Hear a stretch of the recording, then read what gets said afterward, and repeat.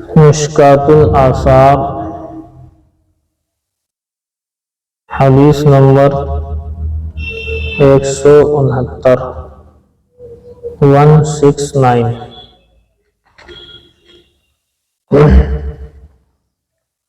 عن انس بن مالک رضی اللہ تعالی عنہ قال قال رسول اللہ صلی اللہ علیہ وسلم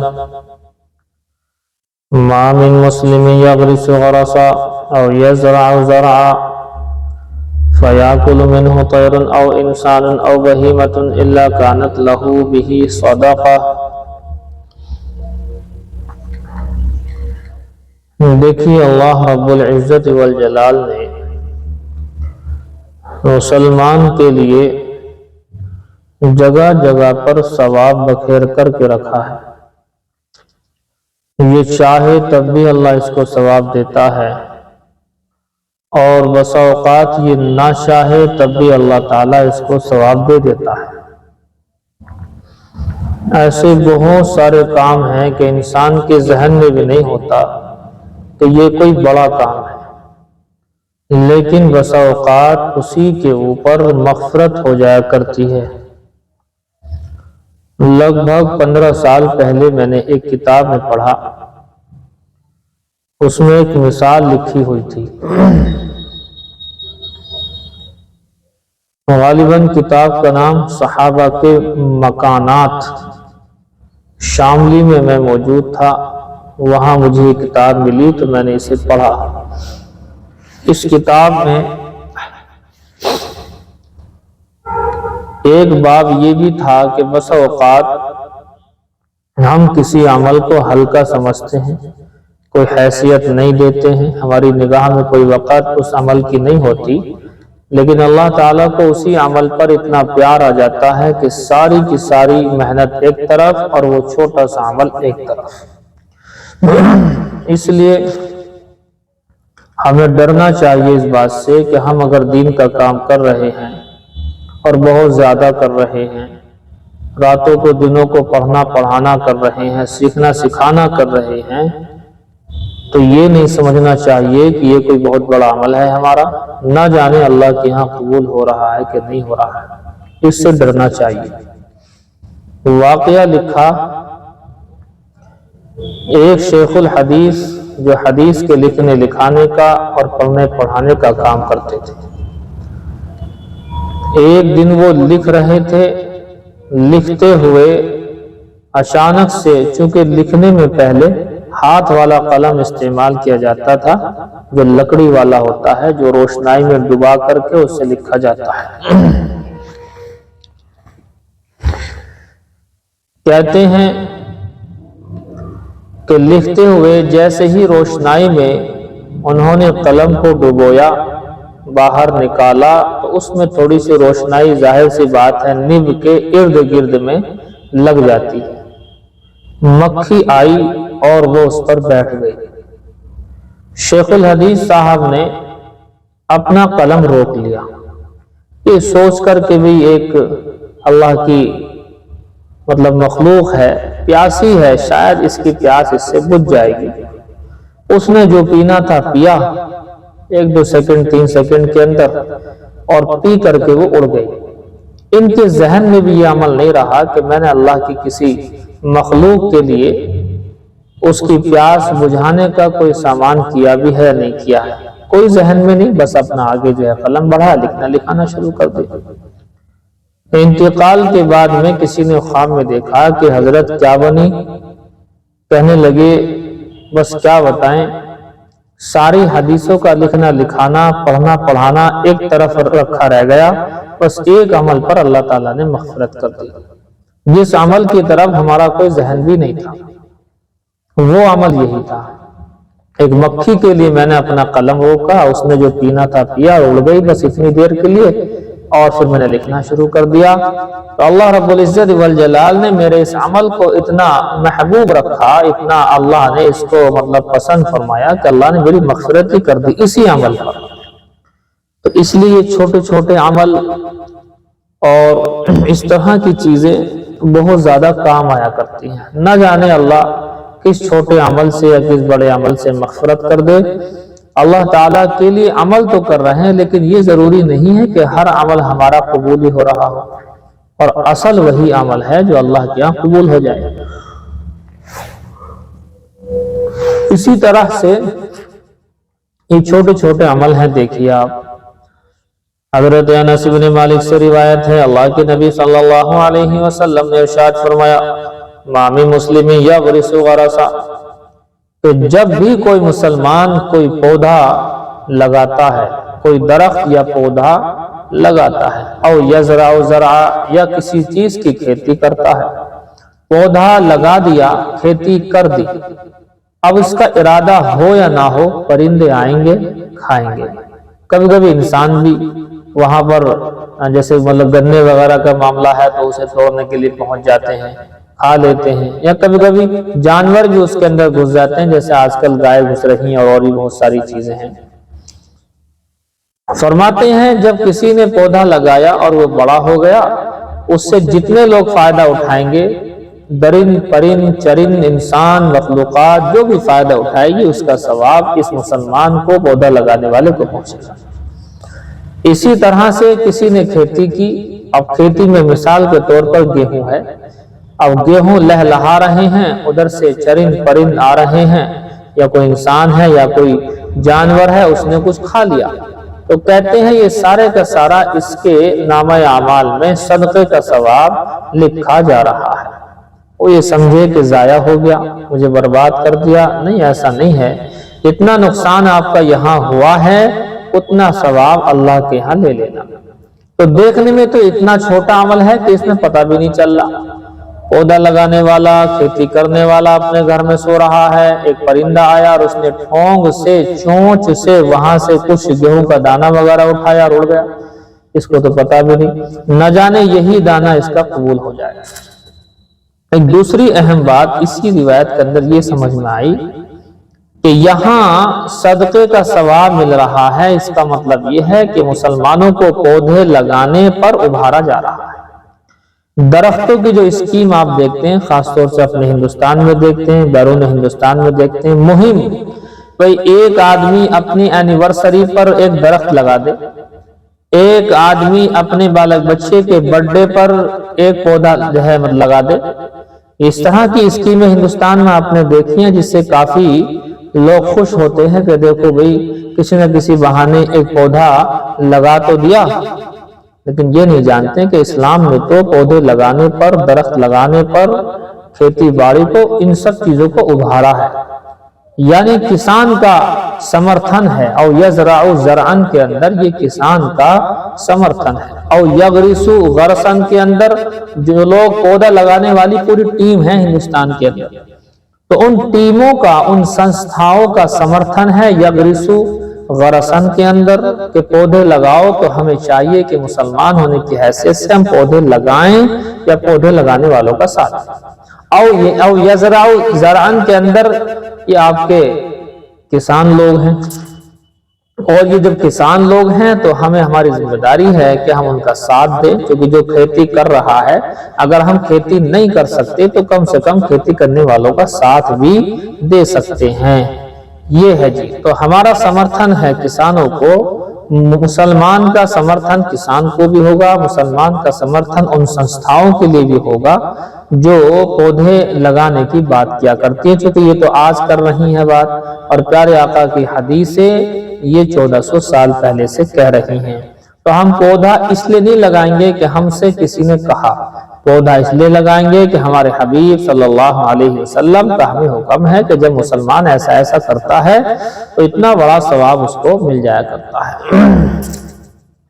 देखिए आप, मामी मुस्लिम यग़रिसु ग़रसा, जब भी कोई मुसलमान कोई पौधा लगाता है, और यज़रअ ज़रअ, या कोई खेती क्या करता है, फ़याकुलु मिन्हु तैरुन, तो उससे कोई परिंदा खा लेता है, और इंसानुन, या कोई इंसान ही खा लेता है, और बहीमतुन, या कोई जानवर ही खा लेता है, तो क्या होता है, इल्ला कानत लहू बिही सदका, मगर वो उसके लिए बन जाता है सदका। माँ ऊपर आया था नाफिया, और इल्ला जो आया था नीचे आ गया, तो तर्जमा होता नहीं है कोई मुसलमान نہیں ہے کوئی مسلمان مگر یہ کہ اس کے لیے صدقے کا ثواب ہے. تو نہیں ہے مگر ہے، نہیں ہے مگر ہے، آپ دونوں کو ہٹا دو، ماں کو ہٹاؤ، اللہ کو ہٹاؤ، اور حسر کے ساتھ کرو اس کا ترجمہ کہ جب بھی کوئی مسلمان پودا لگاتا ہے یا کھیتی کرتا ہے تو پرندہ اس سے کھا لے یا انسان کھا لے یا کوئی جانور کھا لے تو اس کے لیے صدقے کا ثواب ہے. یہ ہے.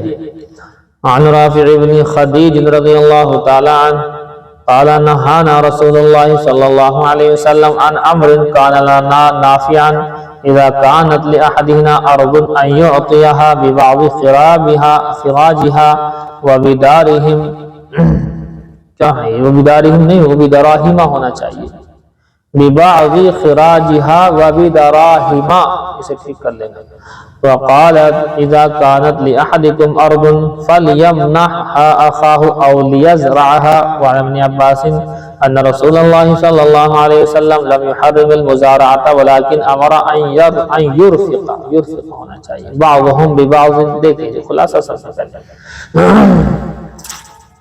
حدیث کا خلاصہ، ایک انسان کے پاس باغ ہے، اس نے یہ کہا کہ بھئی آپ ہمارا باغ اپنے پاس رکھ لو اور اس کو ہم آپ کو دے رہے ہیں، اس میں آپ سچائی اور اس کو سینچنے کا کام، پانی دینے کا کام، دیکھ بھالی کا کام وہ سب اس میں سے آپ کر لیں اور ہمیں اتنا جو ہے آپ دے دیں، ہمیں اتنے کھجور یا اتنے آم یا اتنے چیزیں ہمیں آپ دے دیں. اسے مساقات کا لفظ استعمال کیا جاتا ہے. ٹھیک، مساقات. اب آ جائیے ادھر، ایک ہوتا ہے مزارعت. مزارعت کا مطلب یہ ہوتا ہے کہ بٹائی پر کھیتی دے دینا. بٹائی پر، بٹائی والا جو معاملہ ہے اس کو آپ تھوڑا سا ڈیٹیل میں لیں. دیکھیے مساقات اور مزارعت یہ دونوں لفظ، یعنی ایک انسان کے پاس میں کھیتی ہے لیکن وہ کام کر نہیں سکتا. اس نے یہ کہا کہ بھی آپ یہ زمین میری لے لو، تو زمین میری ہوگی، عمل آپ کا ہوگا اور جو پیداوار اس میں ہوگی اس میں ہم دونوں شریک رہیں گے. یہ ہے کیا یہ چیزیں جائز ہیں؟ تو دو باتیں ہو گئی، ایک تو ہے آپ کے کیا نام مساقات، ایک مزارعت. مساقات ایک شخص کا کوئی باغ ہے، اس نے دوسرے کو دے دیا کہ اس میں کھاد لگاؤ، پانی لگاؤ، خدمت کرو، حفاظت کرو، اور اس کے بدلے میں آپ پانی وغیرہ، کھیتی، کھاد وغیرہ سب کچھ کرانے کے بدلے میں پھلوں کا ایک معین حصہ، چوتھائی لے لو، تہائی لے لو، آدھا لے لو، وہ طے کر لو جو بھی ہے، اس پانی، اس کو کھاد دینے کے لیے، کھاد دینے کے بدلے میں، سینچائی، حفاظت، خدمت کرنے کے بدلے میں پھلوں کا ایک حصہ آپ کے لیے ہوگا. اسے کہتے ہیں مساقات. دوسرا ہے مزارعت. مزارعت معنی آتے کھیتی، بٹائی پر دینا، ایک کی زمین، ایک کی محنت، اور جو اس کے اندر سے پیداوار ہوگی وہ پھر جو ہے آدھا کر لو یا اپنے حساب سے جو بھی رائے مشورہ ہو.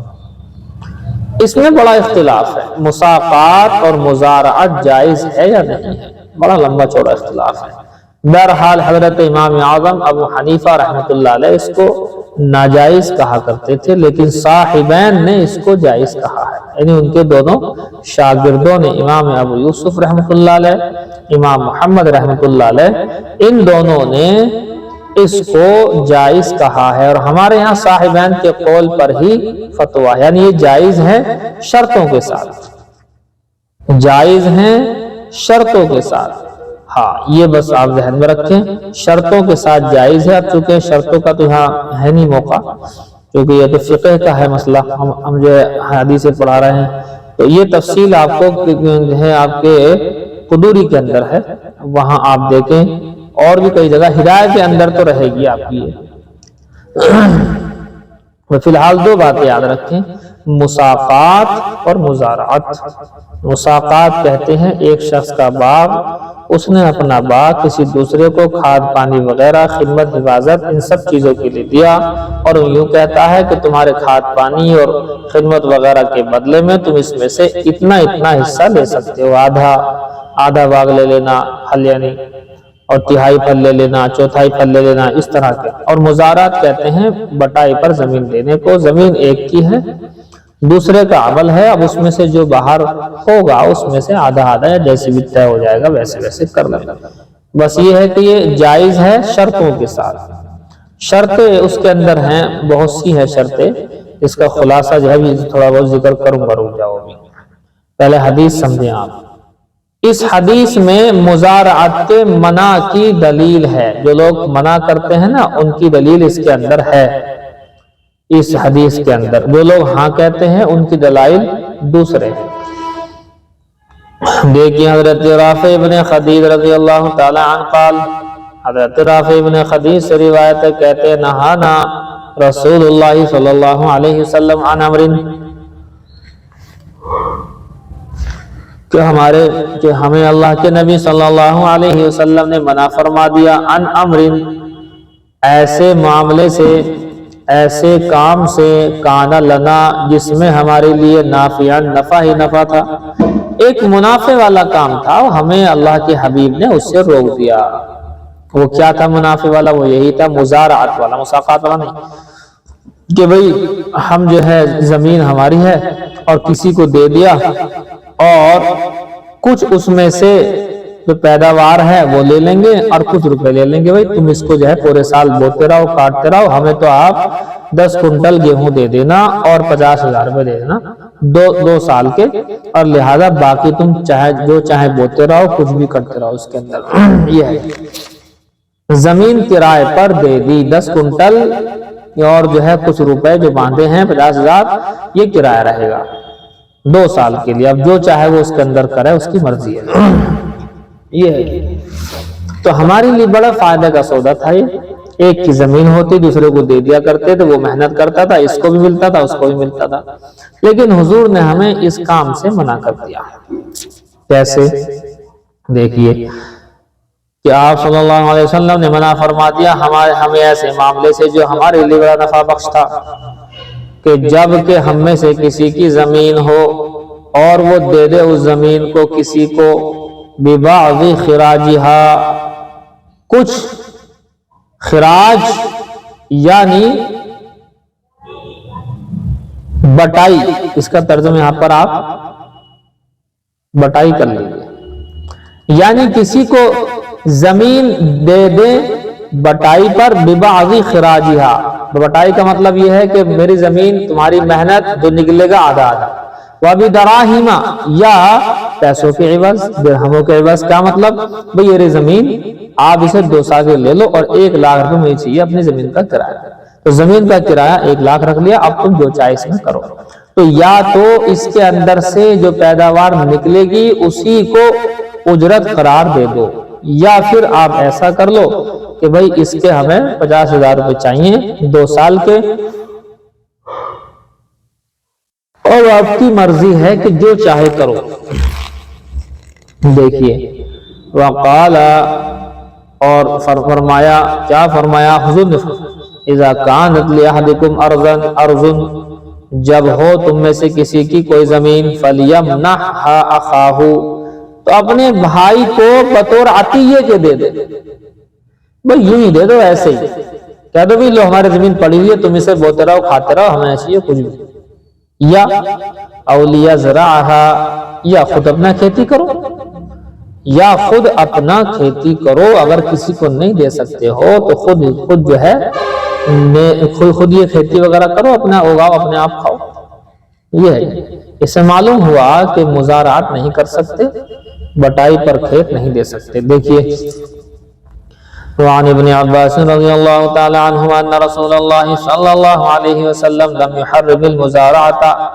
اب ابن عباس کہہ رہے ہیں کہ یہ مطلب نہیں ہے کہ مزارعت یعنی کھیتی کو بٹائی پر نہیں دے سکتے، یہ مطلب نہیں ہے، دے سکتے ہیں، لیکن حضور نے تو اپنے بھائی کے لیے معاملے کے اندر آسانی پیدا کرنے کے لیے کہا ہے، یعنی اللہ نے حیثیت دی ہے، آپ کی زمین پڑی، آپ کھا رہے ہیں پکا رہے ہیں، بڑھیا، کوئی دقت نہیں، سامنے والا بندہ بیچارہ غریب ہے تو اپنی کھیتی اس تھوڑی کل دے دو، تھوڑا کمائے گا، تھوڑا بہت مالدار والدار ہو جائے گا وہ بھی۔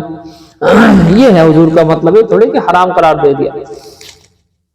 ابن عباس سے روایت ہے، بے شک اللہ کے نبی صلی اللہ علیہ وسلم نے لم یحرم المزارعات، مزارعات یعنی بٹائی پر دینے کو حرام قرار نہیں دیا، ولیکن امرا، لیکن حکم دیا آپ نے، ان یرفق بعضهم ببعض، اس بات کا کہ بعض پر نرمی کرے، مہربانی کرے۔ یہ تو مہربانی کی وجہ سے حضور نے کہہ دیا، ورنہ مزارعات کو حرام قرار نہیں دیا۔ دیکھیں حرام کی اور حلال کی چند شکلیں ہیں، کچھ حرام ہے کچھ حلال ہے۔ مثال کے طور پر وہ یوں کہے کہ میں آپ کو یہ اپنا باغ دے رہا ہوں یا کھیت آپ کو میں دے رہا ہوں، اور اس کھیت میں جو یہ گیہوں ہوں گے تو میں ایک سیزن کے لیے دے رہا ہوں آپ کے گیہوں کے، لہذا اس کے سیزن کے آپ ہی کے کھیت کے 10 کنٹل مجھے گیہوں چاہیے، اور اس کے اندر اتفاق سے 50 کنٹل یا 60 کنٹل یا 20 کنٹل ہوا کرتے تھے، 10 کنٹل اس نے مانگ لیے، اتفاقاً کوئی آفت سماوی ایسی آئی کہ اس میں 9 کنٹل ہوئے۔ اب سوچیں آپ، اس آدمی نے کئی مہینے محنت کی ہو، گیہوں بوئے ہوں اپنی جیب سے، اور اس کی سچائی، کٹائی، بوائی اور پتہ نہیں کیا کیا کیا ہو، اور کرنے کے بعد میں اس میں حالانکہ 50-60 کنٹل نکلتے، لیکن آفت سماوی آ گئی، اب اس میں گیہوں نکلے ہیں 9 کنٹل، تو 10 کنٹل تو اس کو ہی دینے ہیں، تو پورے سیزن محنت کرنے کے بعد محنت بھی ضائع، پیسہ بھی ضائع، الٹے 1 کنٹل کے مقروض اور ہو گئے اس کے۔ تو یہ شکل منع ہے کہ آپ اسی کھیت کے اس انداز میں لیں، اس انداز میں آپ متعین کریں کہ جس سے اس کا نقصان ہو جائے، کھیتی والے کا نقصان ہو جائے، ظاہر سی بات ہے نقصان ہی ہوگا۔ تو یہ ہے جی، اس طرح کی شکلیں، اب خلاصہ نکال لو، جس طرح کی شکلوں میں دونوں میں سے کسی کا نقصان ہوتا ہے اس طرح سے، تو وہ شکلیں ٹھیک نہیں ہوا کرتی ہیں، جس سے لڑائی، اختلاف، اسے کہتے ہیں مفضی الی المنازعہ، جو معاملے جھگڑے کی طرف لے کر کے جاتے ہیں وہ معاملے ٹھیک نہیں ہوا کرتے ہیں۔ یہ ہے جی بات۔ عن ابی ہریرہ رضی اللہ تعالی عنہ ان رسول اللہ صلی اللہ علیہ وسلم قال، حضرت ابو ہریرہ سے روایت ہے کہ اللہ کے نبی صلی اللہ علیہ وسلم نے ارشاد فرمایا، والذی نفسی بیدہ، قسم ذات کی جس کے قبضے میری جان ہے، لأن یأخذ احدکم حبلہ فیحتطب علی ظہرہ خیر لہ من ان یاتی رجلا فیسألہ اعطاہ او منعہ۔ قسم اس ذات کی جس کے قبضے میں میری جان ہے، لام للتاکید کے لیے یقیناً کے معنی ہے، یقیناً یہ بات کہ تم میں کا ایک شخص، لأن یاخذ احدکم، تم میں کا ایک شخص، حبلہ اپنی رسیوں کو لے لے، اپنی رسی کو لے لے، کہ تم میں کا کوئی شخص اپنی رسی لے لے اور فیحتطب علی ظہرہ، اور لکڑیاں کاٹ کر علی ظہرہ اپنی پشت پر لاد لے۔ تم میں سے کسی شخص کا رسی لینا اور پھر جا کر کے جنگل میں لکڑیاں کاٹ کر اپنی پیٹھ پر لاد کر کے لے آنا، خیر لہ، یہ زیادہ بہتر ہے، ان یاتی رجلا، اس بات سے کہ وہ کسی شخص کے پاس جا کر فیسألہ، مانگے، بھیک مانگے، سوال کرے، اعطاہ او منعہ، چاہے وہ دے دے یا نہ دے۔ کیا کہنا چاہ رہے ہیں؟ دیکھو، کمانا مانگنے سے بہتر ہے، خلاصہ یہ ہے، دینے والا ہاتھ لینے والے ہاتھ سے افضل ہے، یہ کہنا چاہ رہے ہیں، اوپر والا ہاتھ نیچے والے ہاتھ سے بہتر ہے، یہ شکل زیادہ بہتر ہے، یہ کہنا چاہ رہے ہیں۔ تو کوئی آدمی اگر کچھ بھی نہیں ہے، رسی ڈال کر کندھے پہ چلا جائے، ایسے جنگلوں میں چگنے کے لکڑیاں چگا کر کے لے آئے، یا لکڑیاں کاٹ کوٹ کر کے لے آئے، جو لکڑیاں اس طرح کی ہیں کہ جنہیں کاٹنے کی اجازت ہے، کسی کے کھیت میں سے کاٹے گا تو اس کا حق مارے گا۔ جن علاقوں میں گورنمنٹ نے اجازت دی ہے اس میں کوئی دقت والی بات نہیں، جن علاقوں میں گورنمنٹ کی طرف سے اجازت نہیں ہے تو پھر اس کے اوپر بھی روک لگے گی، یا اجازت تو نہیں ہے لیکن نیچے جو پڑی ہیں لکڑیاں جو سوکھ سکھا کر گر جاتی ہیں پیڑ سے درخت سے، ان کے اٹھانے کی اجازت ہے تو وہ اٹھا لے گا۔ تو یہ چھوٹا موٹا کام زیادہ بہتر ہے کہ کسی سے جا کر کے مانگا جائے۔ یہ ہے حضرت ابو ہریرہ سے روایت ہے کہ اللہ کے رسول صلی اللہ علیہ وسلم نے ارشاد فرمایا، قسم ذات کی جس کے قبضے میں میری جان ہے، لَأَن يَأْخُذَ أَحَدُكُمْ حَبْلَهُ کہ تم میں سے کوئی شخص اپنی رسی لے کر کے نکلے، فَيَحْتَطِبَ عَلَى ظَهْرِهِ اور لکڑیاں کاٹ کر اپنی پیٹھ پر لاد کر لائے، خیر اللہ یہ بہتر ہے اس شخص کے لیے، من ان یاتی رجلا اس بات سے بہتر ہے وہ کسی کے پاس جائے، پاس جا کر فیسألہ مانگے، اعطاہ او منعہ پھر چاہے وہ دے دے یا منع کرے، لیکن یہ جو مانگ لیا ہے اس نے، یہ مانگنا کمانے سے بہتر نہیں ہو سکتا ہے۔ یہ ہے یہ بات، نہیں سمجھ بھائی؟ جی نہیں سمجھ بھائی؟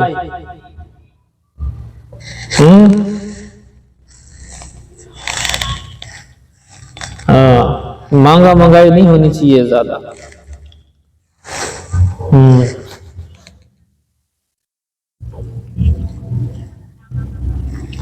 ہاں اس طرح سے حرام ہے، اس طرح سے لوگ بات کر رہے ہیں نا آج کل جو بتایا گیا ہم کو، یہ شکلیں مفضی الی المنازعہ ہیں جو حرام ہوا کرتی ہیں، لیکن یہاں ایسا کوئی معاملہ نہیں ہے۔ مثال کے طور پر زمین دے دی، 50,000 روپے لیں گے بھی 2 سال کے، اب وہ اپنا کرتا رہتا ہے، بوتا رہتا ہے، اپنا اس کا کام ہوتا رہتا ہے، اس میں کوئی دقت والی بات نہیں ہے۔ لیکن یہ ہے کہ خاص درخت کے طے کر لینا، خاص درخت کے طے کر لینا کہ میں اس درخت کے لوں گا جی، اس درخت کے آم لوں گا، یہ میرے ہیں۔ مان لیجئے سارے باغ میں آم ہی نہیں آئے، اسی پہ آئے تو نقصان ہو گیا، ایسا ہو جاتا ہے، گڑبڑ ہوتی ہے۔ دوسری بات یہ ہے، آپ دیکھیں باغوں والے بہت ساری گڑبڑیاں کرتے ہیں، اصل میں یہ باغوں والے کے ہاں بہت ساری گڑبڑیاں ہوتی ہیں، ان میں سے ایک گڑبڑی یہ بھی ہے، ایک غلطی یہ بھی کرتے ہیں وہ کہ کچھ آم کیا بولتے ہیں اسے، ڈالی، کچھ آم جو ہے ڈالی کے روپ میں طے کرتے ہیں۔ حالانکہ اصول یہ ہے کہ آپ آم تو طے کر سکتے ہو، کبھی 1 کنٹل لیں گے ہم آم، لیکن یہ طے نہیں کر سکتے کہ ہمارے ہی اس کے ہونے چاہیے، ہمارے والا جو باغ لے رکھا آپ نے اسی باغ کے لیں گے، یہ غلط ہے۔ بس آپ نے 1 کنٹل کر لیے طے، وہ کہیں سے بھی دے گا، درمیانی ہوں گے یہ بھی ہے، کبھی وہ بالکل آپ مانگ رہے ہیں فرسٹ کوالٹی کے، یہ غلط، اور وہ دے رہا آپ کو 3rd کوالٹی کے، یہ بھی غلط۔ تو فیصلہ ہے میڈیم کوالٹی کے آم 1 کنٹل کہیں سے بھی لا کر کے دے، وہ دے دے گا، یہ اجرت کا حصہ ہے۔ تو اس طرح کی چیزیں ہیں، کسی چیز کو خاص کر دینا اور وہ چیز ہی ہوئی، اس کے علاوہ نہ ہوا تو کیا ہوگا، گڑبڑ ہو جائے گی۔ تو یہ ہے یہ بات۔ مان لیجیے کوئی یوں کہے بھئی 10 کنٹل مجھے آپ گیہوں دے دینا، تو اس کا مطلب یہ نہیں کہ اسی کھیت کے 10 کنٹل چاہیے، بات تو غلط ہو جائے گی۔ کوئی یوں کہے کہ 10 کنٹل دے دینا، چاہے جہاں سے دے دو، کوئی دقت نہیں، کہیں سے بھی دے دے گا خرید کر کے وہ۔ تو یہ ہے، تو کچھ صورتیں حرام بھی ہیں لیکن کچھ صورتیں جائز بھی ہیں۔ مطلقاً نہ حرام کہہ سکتے ہیں اور نہ ہی مطلقاً اس کو حلال کہہ سکتے ہیں، شرطوں کے ساتھ جائز ہے۔ بخاری شریف کتاب الاعتصام میں دیکھیں،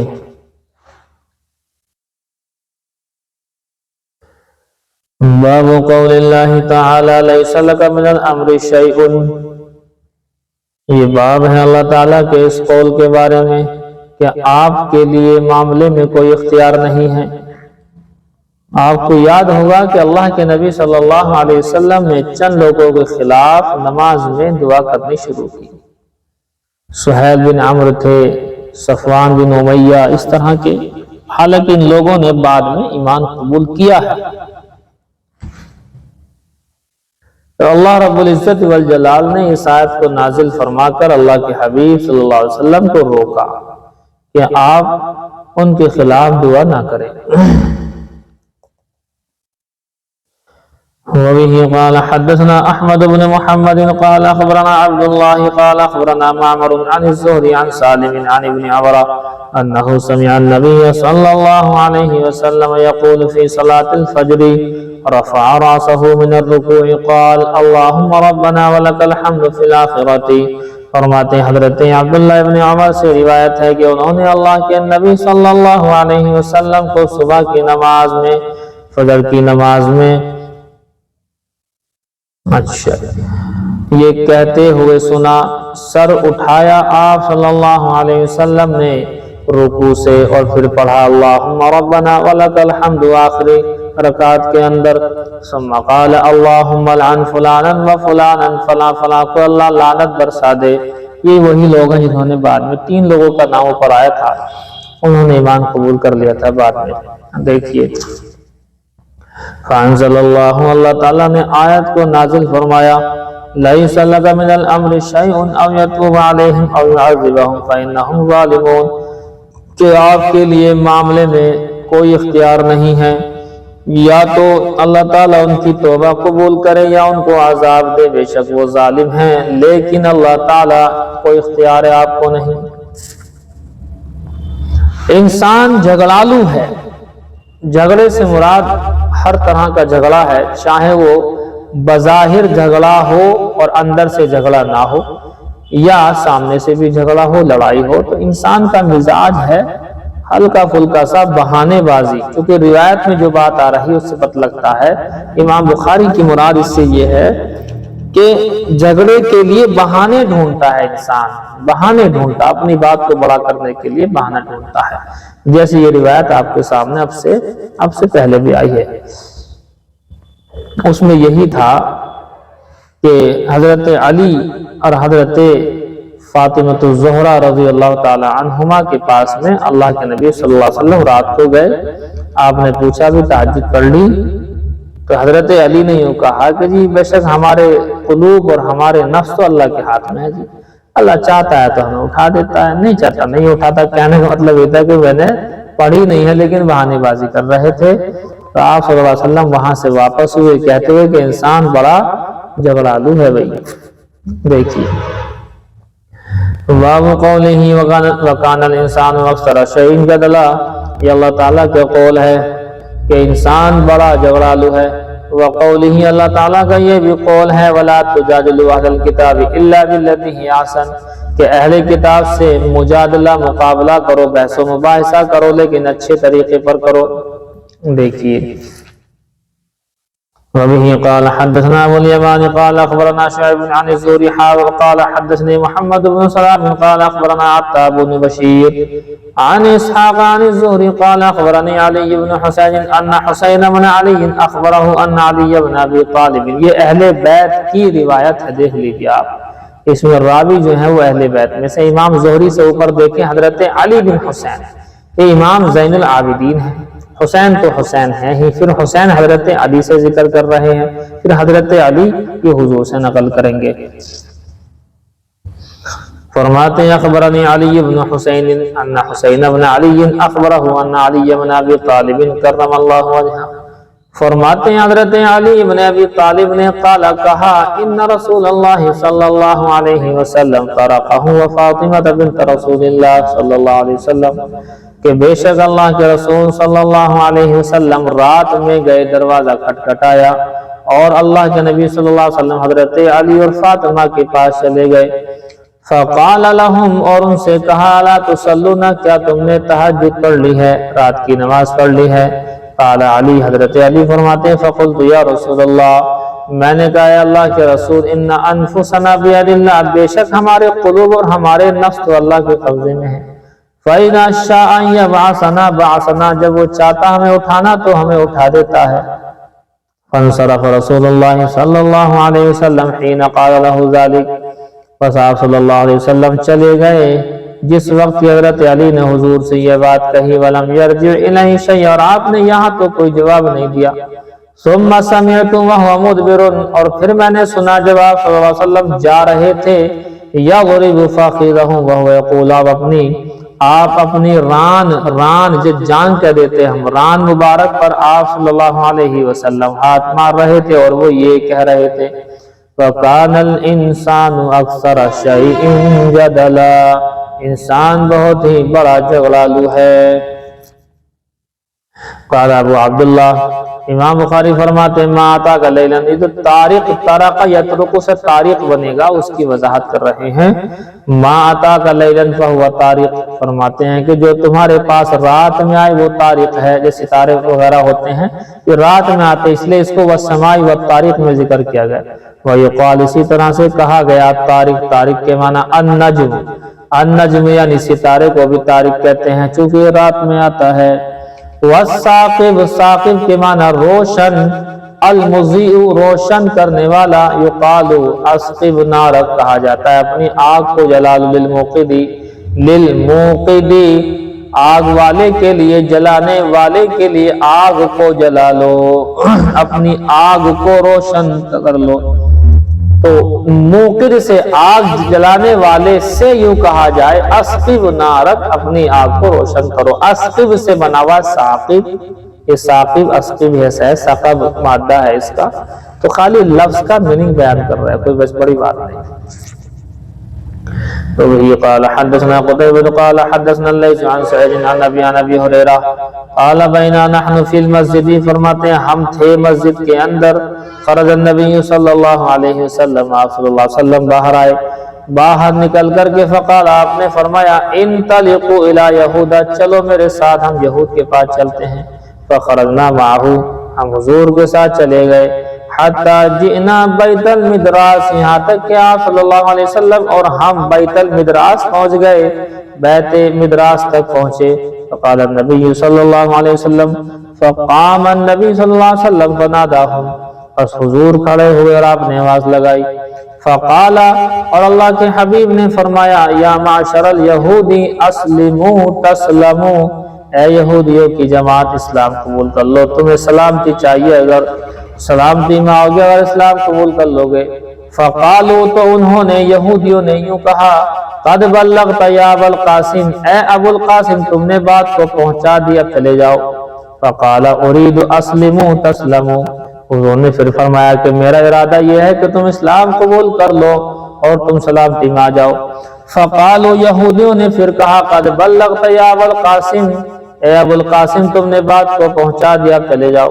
فقال لهم رسول اللہ صلی اللہ علیہ وسلم ذلك اريد، ثم قال ثالثا، پھر حضور صلی اللہ علیہ وسلم نے ان سے یہی کہا میرا ارادہ تو یہی ہے کہ تم اسلام قبول کر لو، سلامتی میں آ جاؤ گے۔ پھر اس کو 3 مرتبہ کہا، تیسری مرتبہ بھی کہا۔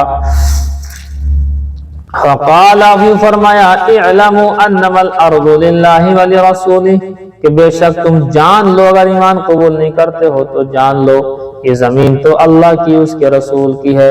وانی اريد ان اجلیکم من هذه الارض، بے شک میرا ارادہ یہ ہے کہ میں تمہیں زمین سے جلاوطن کر دوں۔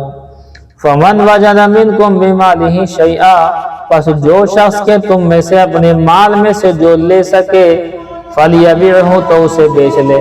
وَإِلَّا فَعْلَمُوا أَنَّمَا الْأَرْضُ لِلَّهِ وَلِرَسُولِهِ، ورنہ جان لو بے شک زمین تو اللہ اس کے رسول ہی کی ہے۔ تم یہاں سے بھاگنے والے ہو، جلد سے جلد بیچ باز کر کے اپنا کوئی فائدہ کمانا ہو تو کما لو، ورنہ چھوڑ کر کے بھاگو گے۔ یہود کے ساتھ اسی طرح سے ہونا چاہیے اور ایسا ہی ہوا۔ باب قولہ تعالی، اللہ تعالیٰ کے قول کے بارے میں، وَكَذَلِكَ جَعَلْنَاكُمْ أُمَّةً وَسَطًا لِتَكُونُوا شُهَدَاءَ عَلَى النَّاسِ وَمَا أَمَرَ النَّبِيُّ صلی اللہ علیہ وسلم بِلُزُومِ الْجَمَاعَةِ وَهُمْ أَهْلُ الْعِلْمِ، امت معتدل ہے اور علماء کی جماعت کے ساتھ چپتے رہنے کے لیے کہا گیا ہے۔ وَكَذَلِكَ جَعَلْنَاكُمْ أُمَّةً وَسَطًا، اسی طرح بنایا ہم نے اس امت کو امت وسط، درمیانی امت، انصاف والی امت، لِتَكُونُوا شُهَدَاءَ عَلَى النَّاسِ، تاکہ یہ لوگوں پر گواہ بن جائیں۔ اور یہ باب اس بارے میں بھی ہے کہ جو اللہ کے نبی صلی اللہ علیہ وسلم نے جماعت کو مضبوط پکڑنے کا حکم دیا ہے، وَهُمْ أَهْلُ الْعِلْمِ، اور جماعت سے مراد یہ تبلیغی والی جو جماعت گھومتی ہے یہ نہیں ہے، بلکہ اہل علم کی جماعت ہے۔ اہل علم کی جماعت کو مضبوطی کے ساتھ تھامے رکھو، یہ ہے۔ دیکھیے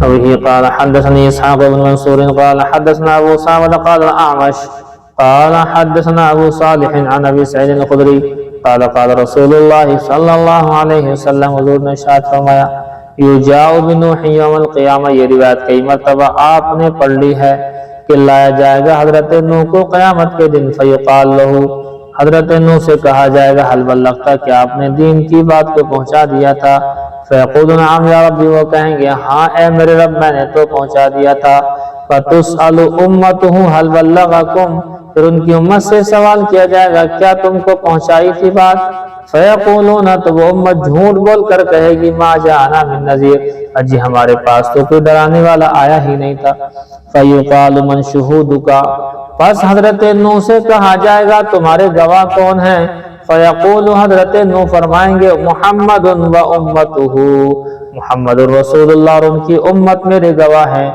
فقال رسول اللہ صلی اللہ علیہ وسلم فیجاء بکم وتشہدون، پھر حضور نے فرمایا کہ اے میری امت تمہیں لایا جائے گا، تم گواہی دو گے، ثم قرأ رسول اللہ صلی اللہ علیہ وسلم، پھر حضور نے اس آیت کو پڑھا وَكَذَلِكَ جَعَلْنَاكُمْ أُمَّةً وَسَطًا، وسطاً کا ترجمہ عدلاً اور درمیانی اور میڈیم اور بہترین کے آتے ہیں، لِتَكُونُوا شُهَدَاءَ عَلَى النَّاسِ، تاکہ تم گواہ بن جاؤ لوگوں پر، وَيَكُونَ الرَّسُولُ عَلَيْكُمْ شَهِيدًا، اور بعد میں رسول تم پر گواہی دے دے کہ میری امت نے صحیح کہا، حضرت نوح کی امت جھوٹ بول رہی ہے۔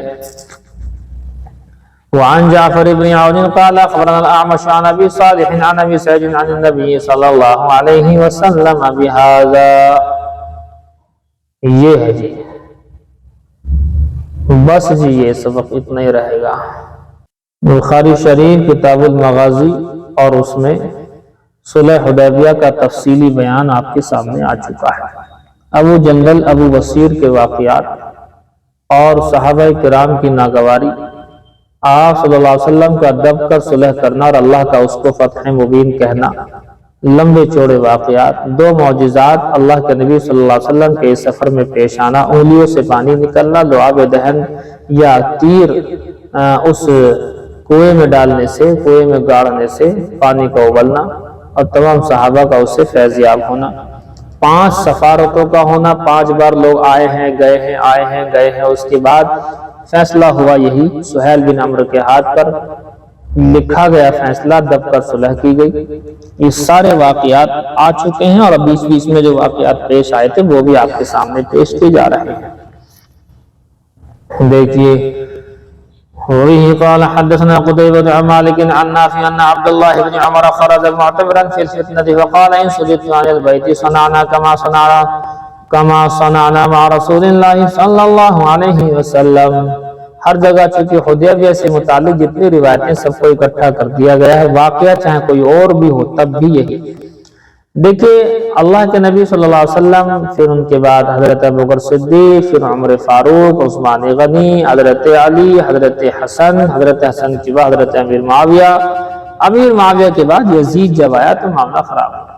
یزید نے جب عبداللہ بن زبیر نے ادھر مکہ اور مدینہ والوں سے بیعت کر لی تو یزید نے حجاج بن یوسف کو بھیجا تھا عبداللہ بن زبیر سے جنگ کے لیے، اور انہوں نے جنگ بھی ہوئی اور حضرت عبداللہ بن زبیر شہید بھی ہوئے۔ بہرحال وہ جب اس وقت یوں کہہ لیجیے فتنے کا زمانہ تھا تو حضرت عبداللہ بن عمر یہاں سے عمرے کے لیے گئے، کسی نے روکا بھی کہ حضرت اس وقت وہاں جنگ ہو رہی ہے، آپ یہاں مدینے سے مکہ جو جا رہے ہیں کیوں جا رہے ہیں، آپ نہ جائیں عمرے کے لیے۔ حضرت نے کہا دیکھو اگر پہنچ گیا تو عمرہ کر لوں گا، لیکن اگر نہیں پہنچ پایا تو وہی کروں گا صلح حدیبیہ کے اندر جو حضور نے کیا تھا، کیا جو جانور میرے پاس ہوگا اسے ذبح کر دوں گا، بال منڈا لوں گا اور اس کے بعد پھر میں احرام کھول دوں گا، تو اسی طرح سے کروں گا جو حضور نے کیا تھا وہاں۔ تو یہ دیکھو صلح حدیبیہ کا بیان آگے اس روایت کے اندر، تو اس کو بھی لے آئے۔ ہوا یہی کہ جب یہ گئے یہاں سے تو وہاں پہنچتے جنگ ختم ہو چکی تھی، انہوں نے وہاں پہنچ کر کے بلکہ انہوں نے اپنے احرام کو حج کے احرام سے چینج کر لیا تھا، یعنی حج اور عمرہ ایک ساتھ، اور آپ جانتے ہیں اس کو حج قران کہتے ہیں، دونوں چیزوں کو ملانا۔ اس طور پر ملا دینا کہ یہاں سے جانے کے بعد پہلے عمرہ کریں گے، پھر احرام نہیں کھولیں گے، پھر حج کر کے احرام کھولیں گے۔ تو اس طرح کا انہوں نے کیا، ذہن میں یہ تھا کہ اگر میں عمرے کی نیت سے جا رہا ہوں، اگر روکا جاؤں گا تب بھی مجھے اتنا ہی کام کرنا ہے، اور حج عمرے کی نیت کر لوں تب بھی مجھے اتنا ہی کام کرنا ہے۔ تو یہ سوچ کر انہوں نے یہ کیا تھا۔ دیکھیے فرماتے ہیں حضرت عبداللہ بن عمر نکلے معتمرا فی الفتنۃ، عمرے کی نیت کر کے فتنے کے زمان، فتنے سے مراد یاد رکھنا امتحان کی جگہ ہوتی ہے، فتنے سے مراد ہے یزید کا فتنہ، یزید نے جو عبداللہ بن زبیر سے مکہ میں لڑنے کے لیے فوج بھیجی تھی وہ ہے اس سے مراد۔ فقال، کہنے لگے، اب کسی نے کہہ دیا حضرت اگر وہاں پر آپ کو روک دیا گیا تو، فقال، حضرت کہنے لگے، ان صدت عن البیت صنعنا، اگر ہمیں بیت اللہ سے روک دیا گیا، عمرہ نہیں کرنے دیا گیا، صنعنا تو ہم وہی کریں گے، کما صنعنا مع رسول اللہ صلی اللہ علیہ وسلم، جو ہم نے کیا تھا حضور کے ساتھ میں۔ فأحل بعمرة من أجل أن رسول الله صلی اللہ علیہ وسلم كان أحل بعمرة عام الحدیبیہ، اس لیے کہ ہم سب نے احرام باندھا تھا عمرے کا، اس وجہ سے کہ اللہ کے نبی صلی اللہ علیہ وسلم نے احرام باندھا تھا عمرے کا حدیبیہ کے سال، ہم نے حضور کے ساتھ باندھا، بعد میں یہی ہوا، روک دیے گئے تو جانور بھی ذبح کیا گیا، بال بھی مڈائے گئے اور بھی کھولا گیا۔ وبه قال حدثنا مسدد قال حدثنا يحيى عن عبيد الله عن نافع عن ابن عمر انه، فرماتے ہیں حضرت عبداللہ بن عمر سے وہی روایت جو اوپر آئی ہے، انه احل، فرما رہے ہیں کہ انہوں نے احرام باندھا، احل یحل احلال مانے احرام باندھا، وقال، اور فرمانے لگے، ان حیل بینی و بینہ، اگر حائل ہو گئے میرے اور بیت اللہ کے بیچ میں یہ لوگ، لفعلت کما فعل النبی صلی اللہ علیہ وسلم، تو میں وہی کروں گا جیسا حضور نے کیا تھا۔ کب؟ حین حالت کفار قریش بینہ، جبکہ کفار قریش حضور کے درمیان میں حائل ہو گئے تھے، انہیں عمرہ نہیں کرنے دیا تھا۔ وتلا، اور تلاوت کرنے لگے، لقد کان لکم فی رسول اللہ اسوۃ حسنہ، کہ اللہ کے رسول صلی اللہ علیہ وسلم میں ہمارے لیے اور تمہارے لیے اسوہ حسنہ ہے، جیسا حضور کر کے گئے ہیں ویسے ہی میں بھی کر لوں گا۔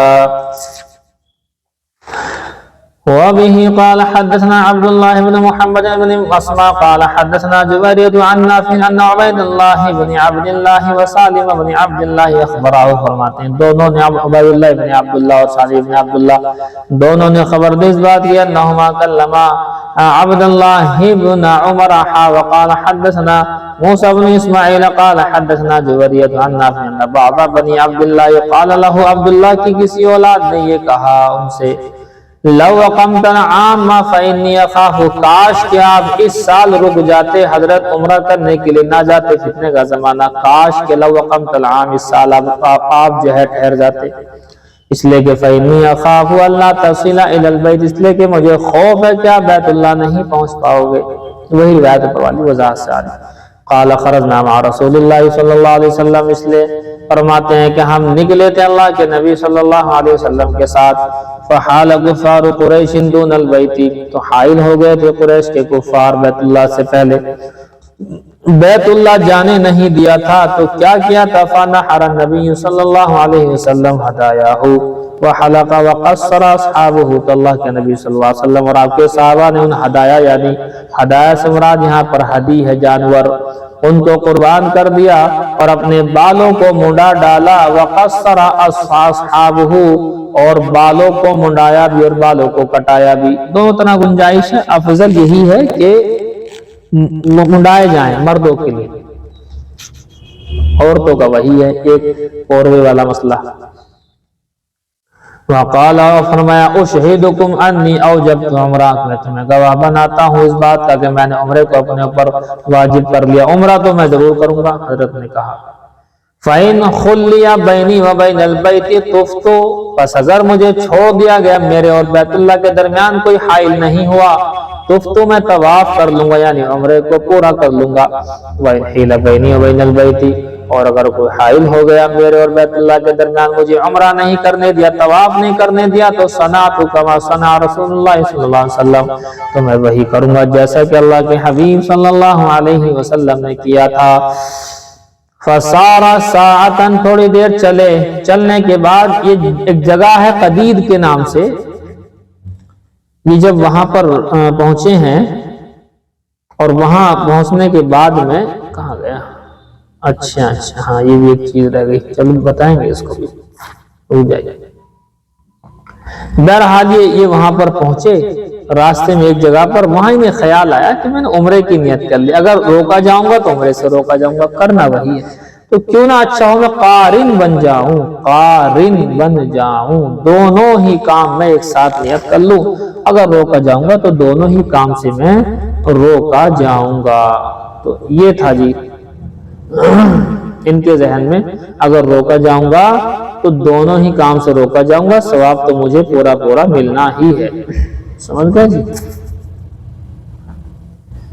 دیکھیے کہاں گیا کتاب میں، رل گیا، اچھا یہ ہے دیکھو، اور کہتے ہیں کہ فسارا ساعتن، چلے تھوڑی دور، اس جگہ پہنچ کر ثم قال، یوں کہنے لگے ما ارا شانہما الا واحدا، نہیں سمجھتا ہوں میں دونوں کی شان نہیں ہے مگر ایک۔ کیا مطلب؟ حج عمرے کی نیت کر کے جاؤں تب بھی بات وہی ہے، خالی عمرے کی کر کے جاؤں تب بھی بات وہی ہے، جب حج کا موقع ہے تو لہذا دونوں کی نیت کر کے چلتا ہوں۔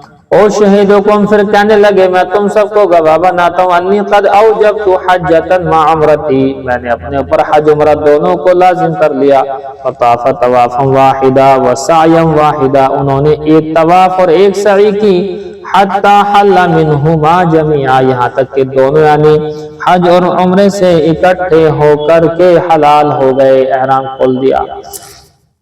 یہ بڑا اختلافی مسئلہ ہے، اختلافی مسئلہ پہلے اپنا سمجھو، اپنا کیا ہے، یعنی امام اعظم ابو حنیفہ رحمۃ اللہ علیہ کا کیا ہے اسے سمجھو، باقی کو چھوڑو فی الحال۔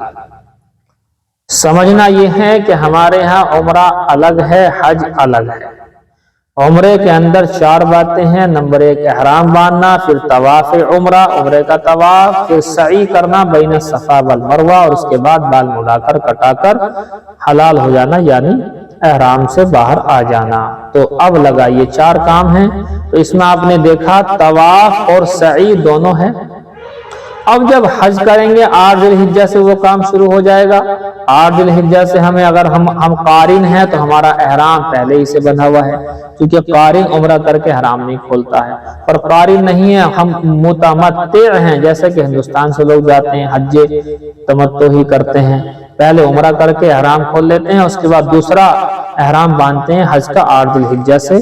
تو اب یہ جو 8 ذی الحجہ سے ہم نے باندھا ہے تو پہلے طواف کریں گے، طواف قدوم، اور اس کے بعد طواف کے بعد چاہو تو سعی کر لو۔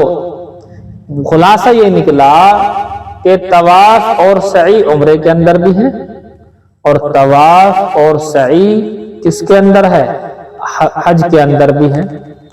تو کہنے کا مقصد یہ ہے کہ دو طواف 2 سعی، کیونکہ 2 عمل ہیں طواف اور عمرہ، لیکن ائمہ ثلاثہ یوں کہتے ہیں اگر کسی نے حج اور عمرہ دونوں کی نیت کر کے گیا، قارن بن کے گیا، ایک ہی احرام سے دونوں کام کرتے ہیں، تو بس ایک طواف اور ایک سعی کرنے سے یہی طواف عمرے کا بھی بن جائے گا، حج کا بھی بن جائے گا، یہی سعی حج کی بھی بن جائے گی، عمرے کی بھی بن جائے گی۔ یہ ہے اختلاف، کس کی سمجھ میں نہیں آیا؟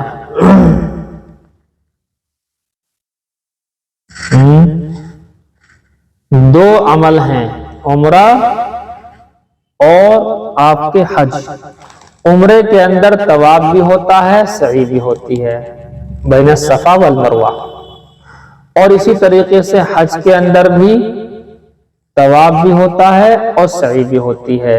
تو دونوں کا طواف الگ، دونوں کی سعی الگ الگ وقتوں میں الگ الگ، لیکن اس روایت سے معلوم ہوتا ہے کہ آپ دونوں کام کے لیے گئے تھے، لیکن آپ نے صرف کیا کیا؟ فطاف طوافا واحدا وسعیا واحدا، ایک ہی طواف کر لیا اور ایک ہی سعی کر لی۔ تو ایک ہی طواف ایک ہی سعی حج اور عمرہ، حج اور عمرہ دونوں کی طرف سے کافی ہو گئی۔ اس پر اختلاف ہوا کہ یہ شکل جائز ہے کہ دونوں کے لیے الگ الگ طواف الگ الگ سعی کی جائے گی، یا دونوں کی سعی اور دونوں کا طواف ایک ہی کام کر جائے گا؟ ائمہ ثلاثہ تینوں امام کہتے ہیں ہاں جی ایک ہی جو ہے، اگر کوئی مطلب قارن ہے، صرف قارن کا مسئلہ ہے جو حج عمرہ کو ایک ہی احرام سے کرنا چاہ رہا ہو، تو اگر کوئی ایسا شخص ہے تو بس ایک طواف کر لے، ایک سعی کر لے، یہی طواف و سعی حج کی طرف سے بھی ہو جائیں گے، عمرے کی طرف سے بھی ہو جائیں گے۔ ہمارے ہاں کہا جاتا ہے کہ ایسا نہیں ہے، آپ جب عمرہ کریں گے تو عمرے کے اندر طواف و سعی الگ کریں گے، پھر جب حج کا موقع آئے گا اس کے اندر طواف و سعی الگ کریں گے۔ اب بتاؤ سمجھ میں آئی نہیں آئی؟ نہیں آئی؟ ہاں یہ آسان سی بات ہے، پچھلے سال بڑی وضاحت سے میں نے آپ لوگوں کو پڑھایا ہے، اب میں اگر وہ ساری باتیں میں پھر سے پڑھاؤں گا تو پھر جو ہے لمبا ہو جائے گا ٹائم۔ یہ ہے یہ تو حضرت عبداللہ بن عمر نے ایک جگہ پر پہنچے، بیدا نامی جگہ ہے جی، بیدا نامی یہ جگہ ہے، یہ وہی جگہ ہے جہاں حضرت امام مہدی جب مکے کے اندر ظہور فرمائیں گے تو سفیانی ایک لشکر بھیجے گا ان سے لڑنے کے لیے وہی، تو اس بیدا نامی جگہ میں جانے کے بعد لشکر پورے کا پورا زمین کے اندر دھس جائے گا، اس کے بعد سفیانی خود لشکر لے کر کے آئے گا، پھر جنگ ہوگی، پھر خود بھی ہارے گا۔ یہ ہے دیکھیے وبه قال حدثني شجاع بن الوليد قال سمع النضر بن محمد قال حدثنا صخر عن نافع قال ان الناس يتحدثون ان ابن عمر اسلم قبل عمر وليس كذلك۔ لوگوں میں بات مشہور ہو گئی تھی کہ حضرت عبداللہ ابن عمر جو حضرت عمر کے بیٹے ہیں یہ حضرت عمر سے پہلے اسلام لائے تھے، یہ لوگوں میں مشہور ہو گئی بات، حالانکہ ایسا نہیں ہے، پہلے حضرت عمر اسلام لائے ہیں، پھر حضرت عبداللہ بن عمر یعنی حضرت عمر کے بیٹے اسلام لائے ہیں۔ اصل میں بات یہ تھی کہ لوگوں کو دھوکہ لگا، کیسے؟ صلح حدیبیہ کے اندر حضرت عمر کسی جگہ پر جا کر کے بیٹھ گئے تھے الگ، ادھر سے اللہ کے نبی صلی اللہ علیہ وسلم نے بیعت لے لی تھی جہاد پر، بیعت رضوان، تو اس بیعت کے اندر ابھی فی الحال یہ شامل نہیں ہوئے تھے، حضرت عبداللہ جو ان کے بیٹے ہیں وہ ہو گئے تھے شامل۔ انہوں نے ابا سے بتایا کہ ایسے ایسے حضور جو ہے بیعت رضوان میرا، میں تو بیعت کر کے آ گیا ہوں آپ سے پہلے، پھر حضرت عمر گئے اور آپ نے جا کر کے بیعت لی۔ اس کا مطلب یہ ہوا بیعت رضوان میں عبداللہ نے پہلے بیعت لی ہے، حضرت عمر نے بعد میں۔ اسی کو لوگوں نے غلط ٹائپ سے پیش کر دیا کہ جی حضرت عمر سے بھی پہلے ان کا جو بیٹا ہے نا عبداللہ انہوں نے ایمان قبول کیا، ایسا ہے نہیں، اسلام قبول کرنے کا واقعہ نہیں ہے بلکہ یہ بیعت کرنے کا واقعہ ہے بیعت رضوان میں۔ حضرت عمر نے اپنے بیٹے عبداللہ کو بھیجا تھا کہ شخص کے پاس کہ جاؤ ذرا میرا گھوڑا ہے اس کے پاس ہے وہ لے آؤ۔ اب یہ جو بیعت جا کے دیکھا تو حضور اتنے بیعت فرما رہے ہیں، تو بیعت کر لی انہوں نے پہلے، پھر ابا کو خبر دی، ابا نے بعد میں جا کر کے بیعت کی۔ دیکھیے مائک بند کر لیں جی، مائک بند کر لیں جی۔ ان الناس يتحدثون ان ابن عمر اسلم قبل عمر وليس كذلك، بے شک لوگ بات کیا کرتے تھے یہ والی کہ بے شک ابن عمر یعنی عبداللہ ابن عمر نے اسلام قبول کیا حضرت عمر سے پہلے، لیکن ایسا کچھ نہیں تھا۔ ولكن عمر، لیکن ہاں یہ مسئلہ ہے، عمر حضرت عمر یوم الحدیبیہ، حدیبیہ کے دن ارسل عبداللہ اپنے بیٹے حضرت عبداللہ بن عمر کو بھیجا الى فرس لہو اپنا گھوڑا لینے کے لیے، عند رجل من الانصار جو کہ انصار میں سے کسی انصاری شخص کے پاس تھا، ذرا گھوڑا لے آؤ ہمارا، یہ کہہ دیا، یاتی بھی لے آؤ اس کو، لیقاتل علیہ تاکہ اس پر چڑھ کر میں اب ان سے کفار مکہ سے قتل و قتال کروں گا، اور رسول اللہ صلی اللہ علیہ وسلم یبایع عند الشجرہ، اور اللہ کے رسول صلی اللہ علیہ وسلم درخت کے نیچے کی کر کے درخت نیچے بیعت رضوان کر رہے تھے، وعمر لا يدری بذلک، اور عمر کو یہ بات معلوم نہ ہو سکی، فبایعہ عبداللہ، حضرت عبداللہ لینے تو گئے تھے اپنا گھوڑا اپنے والد صاحب کے لیے، دیکھا حضور جو ہے بیعت فرما رہے ہیں پہلے بیعت ہی کر لیتے، تو حضرت عبداللہ ابن عمر نے پہلے بیعت کر لی، ثم ذهب الى الفرس فجاء به، پھر گھوڑے کے پاس گئے اور اس کو لے آئے عمر حضرت عمر کے پاس، وعمر يستلئم القتال، حضرت عمر زرہ پہن رہے تھے قتال کے لیے، جنگ کے کپڑے پہن رہے تھے قتل و قتال کے لیے، فاخبرہ، تو حضرت عبداللہ نے اپنے ابا حضرت عمر سے فرمایا ان رسول اللہ صلی اللہ علیہ وسلم یبایع تحت الشجرہ، کے درخت کے نیچے اللہ کے حبیب صلی اللہ علیہ وسلم بیعت فرما رہے ہیں۔ قال، اب یہ گئے، فانطلقا، پہنچے، فذهب معه، اور یہ ان کے ساتھ چلے گئے، حتی بایا رسول اللہ صلی اللہ علیہ وسلم، یہاں تک کہ انہوں نے بھی رسول اللہ کے ہاتھ پر بیعت کر لی۔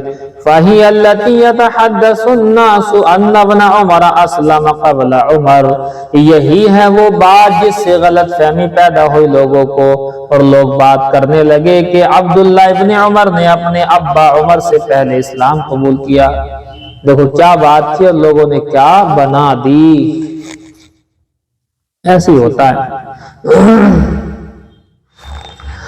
وقال هشام بن عمار قال حدثنا الوليد بن مسلم قال عمر بن محمد العمري اخبرني نافع عن ابن عمر ان الناس كانوا مع النبي صلی اللہ علیہ وسلم يوم الحدیبیہ، فرماتے ابن عمر کے بے شک لوگ حضور کے ساتھ تھے حدیبیہ کے دن، تفرقوا في ظلال الشجر، تو درختوں کے سائے میں الگ الگ ہو گئے، فإذا الناس محدقون بالنبي صلی اللہ علیہ وسلم، تو اچانک دیکھتا کہ ان کے لوگوں نے اللہ کے نبی کو گھیرا ہوا ہے وہی بیعت کرنے کے لیے۔ فقال یا عبداللہ، حضرت عمر نے فرمایا اے عبداللہ ذرا دیکھو تو سے کیا ہو رہا ہے، انظر ما شان الناس قد احدقوا، ذرا دیکھو سے لوگوں کا کیا معاملہ ہے کہ حضور پر بھیڑ لگائے ہوئے ہیں برسول اللہ صلی اللہ علیہ وسلم۔ فوجدہم یبایعون، حضرت عبداللہ بن عمر نے دیکھا کہ لوگ بیعت کر رہے ہیں، فبایعا، تو انہوں نے بھی بیعت کر لی۔ ثم رجع الی عمر، اپنے ابا عمر کے پاس لوٹے، فخرج فبایع، پھر یہ بھی گئے اور جا کر کے انہوں نے بھی بیعت کر لی۔ اسی کا مسئلہ لوگوں نے یہ نکالا کہ حضرت عمر سے پہلے ان کے بیٹے ایمان لائے، حالانکہ اس میں ایمان کا ذکر نہیں، بیعت رضوان کی بات ہے۔ وبه قال حدثنا ابن نمير قال حدثنا يعلى قال حدثنا اسماعيل سمعت عبد الله بن ابي اوفى قال، عبداللہ ابن ابی اوفا کو سنا، قال كنا مع النبي صلی اللہ علیہ وسلم حين اعتمر فطاف وطفنا معه، یہ 7ویں اگلے سال 6 ہجری کے بعد اگلے سال جو حدیبیہ کا عمرہ رہ گیا تھا اس کی قضا کرنے کے لیے حضور آئے، اس کا واقعہ فرماتے ہیں کہ اللہ کے نبی صلی اللہ علیہ وسلم کے ہم ساتھ تھے جس وقت کہ آپ نے عمرہ فرمایا، فطاف، اور طواف کیا، وطفنا ما، ہم نے حضور کے ساتھ طواف کیا، وصلینا وصلینا معه، حضور نے نماز پڑھائی، ہم نے حضور کے ساتھ نماز پڑھی، وسعى بین الصفا والمروہ، آپ نے سعی فرمائی مروہ صفا مروہ کے درمیان، فکنا نستره من اہل مکہ لا یصيبه عدو بشیء، بس ہم حضور کو چھپا رہے تھے اہل مکہ سے کہ کوئی کچھ نقصان نہ پہنچائے۔ آپ کو یاد ہوگا وہ جو صلح ہوئی تھی اس کے اندر یہ بھی تھا اگلے سال آؤ گے، 3 دن تک یہاں رہو گے، تو اس میں یہ بھی طے ہوا تھا کہ 3 دن مکہ والے مکہ میں نہیں رہیں گے، پھر مکہ میں باہر نکل جائیں گے، پھر ہم ہوں گے 3 دن تک، تو یہ بات طے ہو گئی تھی، ہاں ٹھیک ہے 3 دن کے لیے مکہ تمہارے لیے خالی کر دیا جائے گا۔ لیکن پھر بھی بہرحال صحابہ کرام نے حفاظت کی ہے یہاں بہت زیادہ۔ اب سوچو جب عمرہ کر رہے ہیں اگلے سال آ کر کے اس میں حفاظت کر رہے ہیں، تو جس وقت صلح حدیبیہ ہوا تھا کفار و مشرکین لڑنے کو تیار تھے، اس وقت حفاظت نہ کی ہوگی، اسی سے استدلال کرتے ہوئے کہتے ہیں یہ بیان بھی صلح حدیبیہ سے منسلک ہے۔ یہ روایت کئی مرتبہ ہی دیکھو۔ وبه قال حدثنا الحسن بن اسحاق قال حدثنا محمد بن سابق قال حدثنا مالك بن ابي غوال قال سمعت ابا حسين قال ابو وائل لما قدم سهل بن حنيف من صفين اتيناه نستخبره، جب سہل بن حنیف آئے جنگ صفین سے ہو کر تو ہم ان کے پاس آئے، نستخبره، کچھ معلوم کرنے کے لیے، فقال، کہنے لگے اتہموا الرائے، اپنی رائے کو متہم جانو، اپنی رائے کو زیادہ صحیح نہ جانو، ہو سکتا ہے دوسرے والے کی بات بھی صحیح ہو۔ فَلَقَدْ رَأَيْتُنِي يَوْمَ أَبِي جَنْدَلَ، میں نے دیکھا اپنے آپ کو ابو جندل کے دن، وہی صلح حدیبیہ کے اندر جو ابو جندل کو واپس کر دیا گیا تھا۔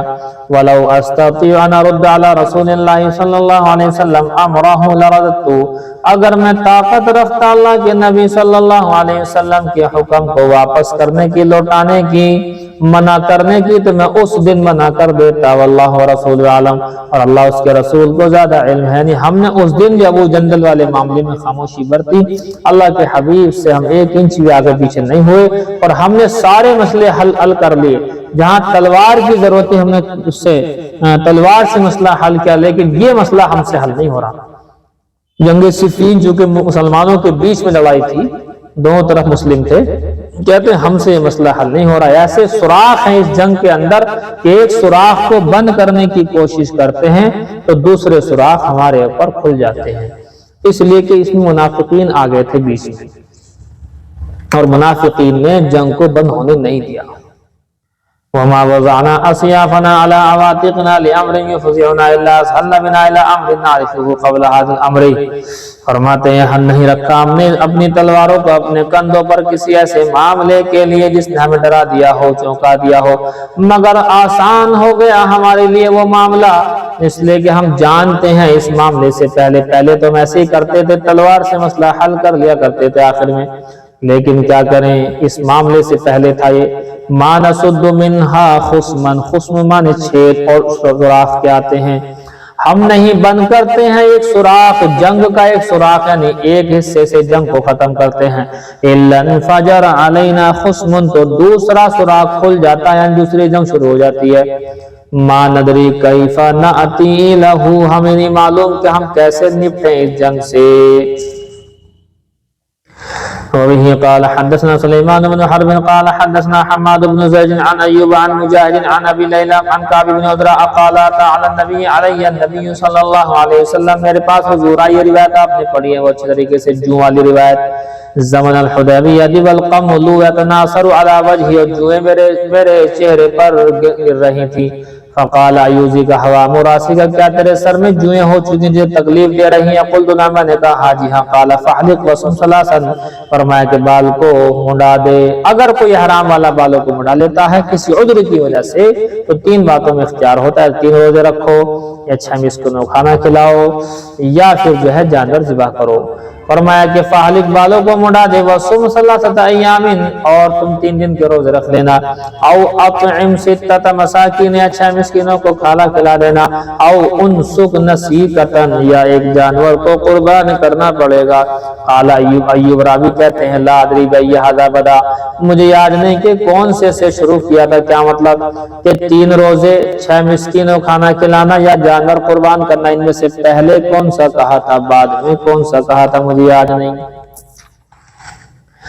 वही क़ाल हद्दसना मुहम्मद बिन हिशाम अबू अब्दुल्लाह क़ाल हद्दसना हुशैम अन अबी बिश्र मुजाहिद अन अब्दुर्रहमान बिन अबी लैला अन काब बिन उज़रा क़ाल कुन्ना मअ रसूलिल्लाह सल्लल्लाहु अलैहि वसल्लम बिल हुदैबिया, सेम वही रिवायत, अल्फाज बदले हुए हैं।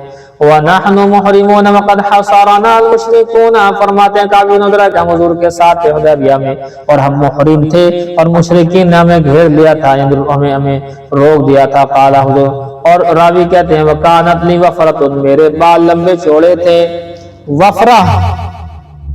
वफ़रा उन बालों को कहते हैं जो आपने अगर हमें देखा है कहीं तो हमारे वही है। वफ़रा कान किलो तक बाल, तो उन दिनों मेरे वफ़रा थे। फ़जअलतिल हवा मुतसाक़तु अला वजही, बस जुएं मेरे चेहरे पर गिर रही थी, मेरे बालों में से जुएं इस कदर हो गई बे इंतहा, क्योंकि इंतजामात ऐसे नहीं थे, शैम्पू टैम्पू उस वक्त नहीं होते थे। फमर्र बिन नबी सल्लल्लाहु अलैहि वसल्लम, का हुजूर का मेरे पास से गुजर हुआ। फ़क़ाल अयूज़ी का हवा मुरासी का, क्या तेरे सर के जुएं तुझे तकलीफ दे रही हैं? क़ुल्तु नअम, तो मैंने कहा हाँ। क़ाल व उन्ज़िलत हाज़िहिल आयत, तो अल्लाह की तरफ से आयत नाजिल हो गई। फ़मन काना मिनकुम मरीज़न, तुम में से कोई शख्स बीमार हो, औ बिही अज़म मिरासी, या उसके सर में कुछ तकलीफ हो जैसे कि जू वगैरह, फ़फ़िदियतुम मिन सियामिन, तो उसको फिदिया देना पड़ेगा रोजे का। रोजे कितने? 3। औ सदक़तिन, या सदक़े से मुराद 6 मिस्किनों को खाना खिलाना, औ नुसुक, या फिर कुर्बानी करनी पड़ेगी। ये है जी, ये बात पूरा हो गया। वल मुर्जिया वल कदरिया वाला कुछ बताया था। इब्न अब्बास की रिवायत ऊपर वाली देखो, इब्न अब्बास मिशकातुल मसाबी وعن ابن عباس رضی اللہ تعالی عنہما قال قال رسول اللہ صلی اللہ علیہ وسلم، حضرت ابن عباس رضی اللہ تعالی عنہما سے روایت ہے کہ اللہ کے رسول صلی اللہ علیہ وسلم نے ارشاد فرمایا، صنفان من امتی، میری امت کی دو جماعتیں، دو گروپ، دو فرقے، لیس لہما، ایسے ہیں کہ ان کے لیے فی الاسلام، اسلام میں نصیب، کوئی حصہ ہی نہیں ہے، اسلام سے باہر ہے اپنے عقائد کی وجہ سے۔ المرجئۃ والقدریۃ، رواہ الترمذی وقال ھذا حدیث غریب۔ ایک فرقہ ہے مرجئہ اور ایک فرقہ ہے قدریہ، یہ دو فرقے ہیں جی۔ دیکھیے ایک جو فرقہ ہے، یہ پہلے والے جو فرقے کا نام ہے مرجئہ۔ مرجئہ کا مطلب یہ ہے، یہ فرقہ اعمال کے سلسلے میں اسباب کا قائل نہیں ہے، اعمال کے سلسلے میں اسباب کا قائل نہیں ہے، بلکہ اس فرقے کا کہنا یہ ہے کہ کسی بندے کی طرف کسی عمل کی جو نسبت ہوتی ہے وہ ایسے ہی ہوتی ہے جیسے کسی فعل کی نسبت کر دی جائے جمادات کی طرف۔ اس کا آپ تھوڑا سا مطلب سمجھیں کہ کسی بندے کو کسی عمل میں کوئی دخل ہی نہیں، اختیار ہی نہیں، سارے قدرت، سارے اختیارات اللہ کے پاس ہیں، وہ جو چاہتا ہے کرتا ہے، جیسے چاہتا ہے کرتا ہے، انسان کو کوئی دخل نہیں۔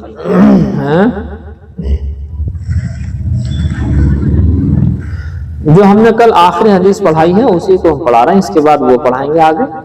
کل جو آخری حدیث تھی اسی حدیث میں المرجئۃ والقدریۃ آیا تھا، آخری بالکل حدیث جو پڑھائی تھی کل، بھول گئی؟ وہ جہاں سے آپ نے پڑھی تھی اب آگے حدیث، اس سے ایک حدیث اوپر، یہی تو ہے۔ تو المرجئہ، مرجئہ کہتی ہے کہ عمل میں کوئی اختیار نہیں، کسی کا کوئی اختیار نہیں، مجبور محض ہے انسان، مجبور محض، یہ کچھ نہیں کر سکتا۔ تو یہ بات بھی غلط ہے کہ انسان مجبور محض نہیں، اللہ نے اختیارات دے رکھے ہیں، اسے ہاتھ اٹھانا چاہے ہاتھ اٹھے گا، نماز پڑھنا چاہے نماز پڑھے گا، نہ پڑھنا چاہے نہیں پڑھے گا، روزہ رکھنا چاہے رکھے گا، نہ رکھنا چاہے نہیں رکھے گا، حج کرنا چاہے کرے گا، نہیں کرنا چاہے نہیں کرے گا۔ جی ہزاروں عمل ہیں، یہ پیر اٹھانا چاہے پیر اٹھے گا، نہ اٹھانا چاہے نہیں اٹھے گا، یہ اس اپنے ہاتھ سے کھانا چاہے کھائے گا، نہیں کھانا چاہے نہیں کھائے گا۔ اللہ نے اختیارات دیے ہیں، لیکن سارے اختیارات بھی نہیں ہے کہ یہ چاہے کہ چاند کو سورج کی جگہ رکھ دے، سورج کو چاند کی جگہ رکھ دے، یہ سورج جو ہے مشرق سے نکل کر مغرب میں غروب ہوتا ہے، یہ مغرب سے نکال کر سورج میں مغرب میں غروب کر دی، کیا نام، پورب میں غروب کر دی، یہ بھی نہیں کر سکتا۔ تو لمٹ ہے، لیکن یہ کہنا کچھ اختیار ہی نہیں ہے، یہ غلط ہے۔ اللہ نے اسے کچھ نہ کچھ اختیارات دیے ہیں، اور اسی اختیارات کی بنیاد پر ثواب اور عذاب کے فیصلے ہیں، سمجھے جی، اسی اختیارات کی بنیاد پر ثواب اور عذاب کے فیصلے ہیں۔ ایک فرقہ ہو گیا آپ کا مرجئہ، کہتے ہیں انسان کو کوئی اختیار نہیں ہے کسی طرح کا۔ ایک دوسرا فرقہ ہے قدریہ، یہ یوں کہتا ہے یہ تقدیر کا منکر ہے، یہ تقدیر کا انکار کرتا ہے، اور یوں کہتا ہے کہ تقدیر کوئی چیز نہیں ہے، جو تم عمل کرتے ہو اپنی تقدیر اپنے ہاتھوں سے خود ہی لکھ لیتے ہو، پہلے سے کوئی لکھا لکھایا کچھ ہے ہی نہیں۔ یہ اس طرح کے فرقے ہیں، اسی لیے یہ اسلام سے باہر ہیں۔ اب ان کے عقائد ہیں، سب کا خلاصہ یہی ہے کہ اسلام سے باہر ہیں۔ دیکھیے وعن ابن عمر رضی اللہ تعالی عنہما قال سمعت رسول اللہ صلی اللہ علیہ وسلم یقول، ابن عمر سے روایت ہے، فرماتے ہیں میں نے اللہ کے نبی صلی اللہ علیہ وسلم کو ارشاد فرماتے ہوئے سنا، یکون فی امتی خسف و مسخ، کہ میری امت میں عذاب ہوگا خسف کا اور مسخ کا، وذالک فی المکذبین بالقدر، اور یہ عذاب آئے گا تقدیر کا انکار کرنے والوں پر۔ خسف زمین میں دھس جانا، مسخ صورتوں کا چینج ہو جانا، کوئی بندر بنے کوئی خنزیر بنے، یہ ہے جی خسف اور مسخ۔ تو یہ عذاب آئے ہیں امت میں، ابھی تک بھی آ رہے ہیں، آئندہ بھی آئیں گے، لیکن ساری امت اس سے ہلاک نہیں ہوگی۔ ساری امت ایک چھیتر میں آ جائے، علاقے میں آ جائے تو یہ بات الگ ہے۔ زمین میں دھس جاتے ہیں، کتنی کتنی بڑی بلڈنگیں، زلزلے آئے، بھوکمپ آئے، زمین میں دھس گئے، کتنے لوگ ہیں، کوئی خنزیر بن گیا، کوئی جو ہے بندر بن گیا۔ تو یہ جو تقدیر کا انکار کرنے والوں میں یہ عذاب آ جاتا ہے۔ رواہ ابو داود وروى الترمذی نحوہ۔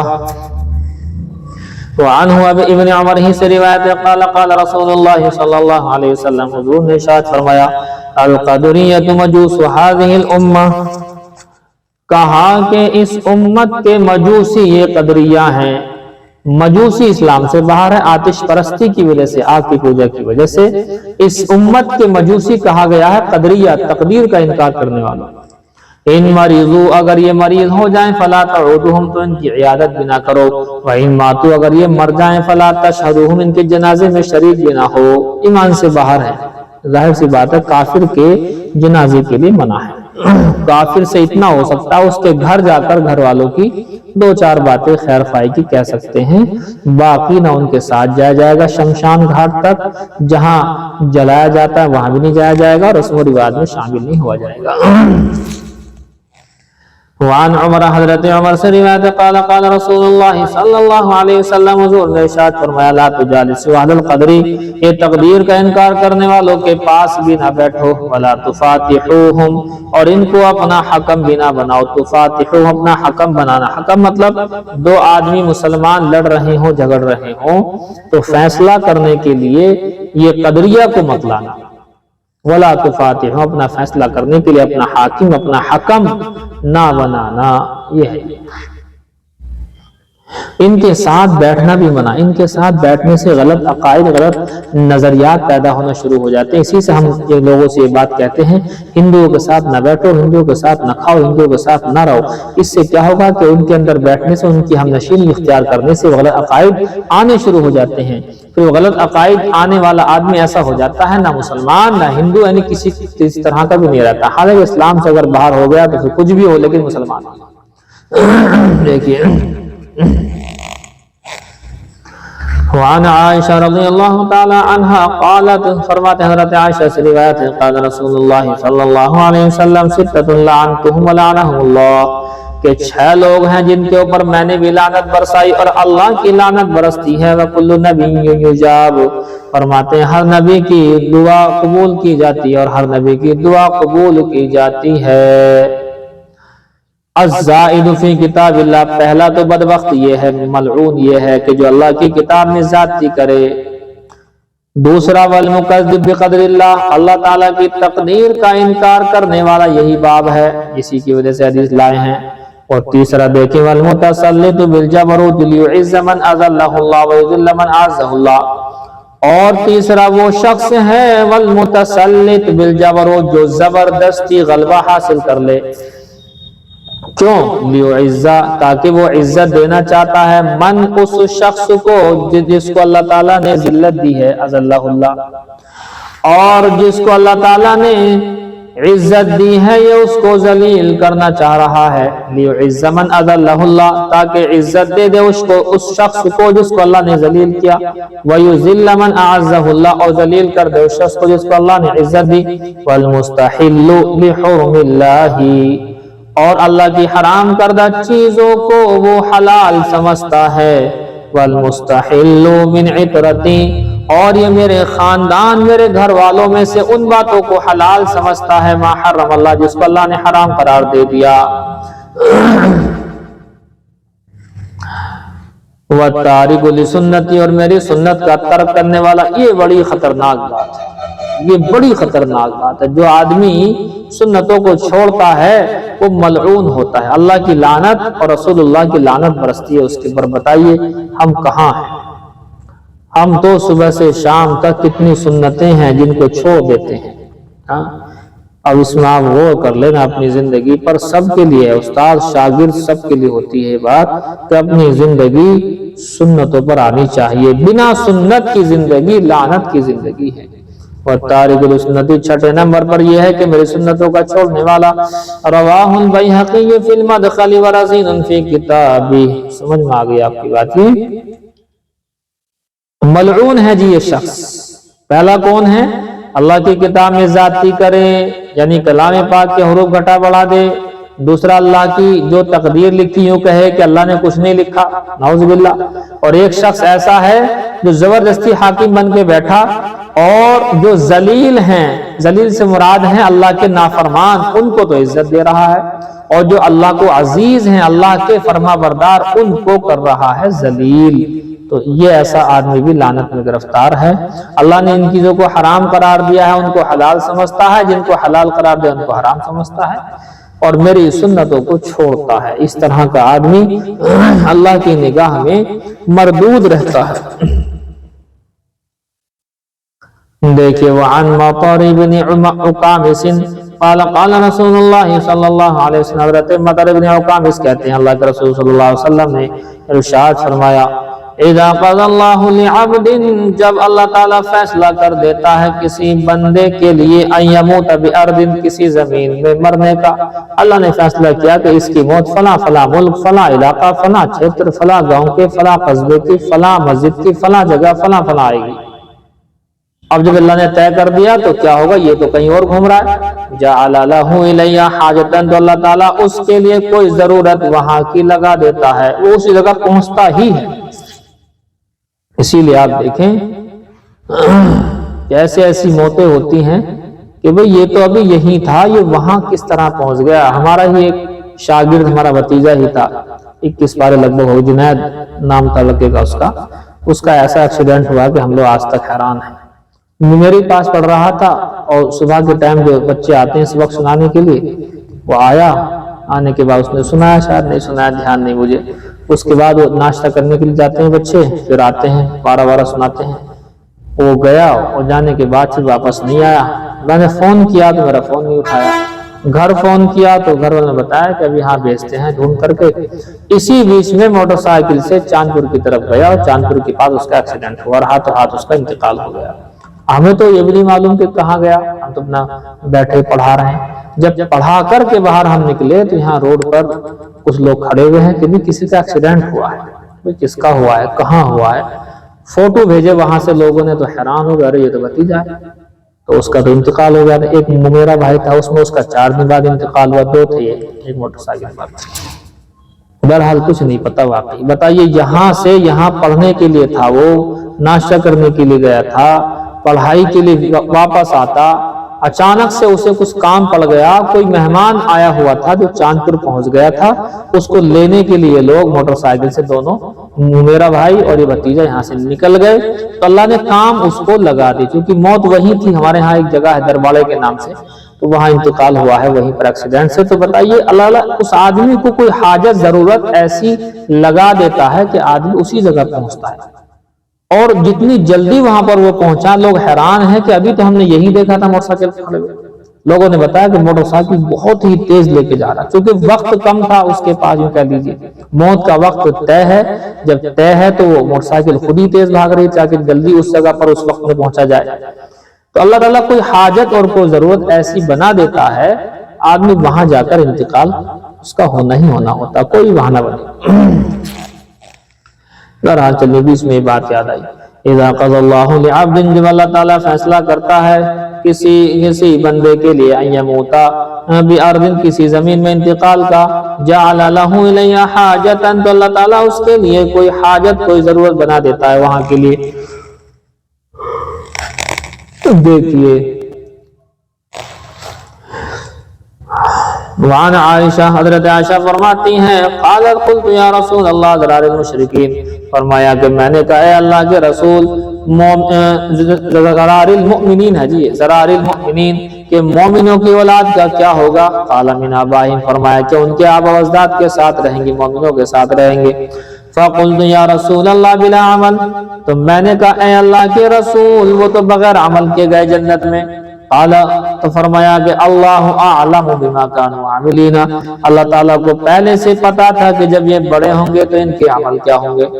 قلت، تو میں نے کہا فذرار المشرکین، مشرکین کی اولاد کا کیا ہوگا؟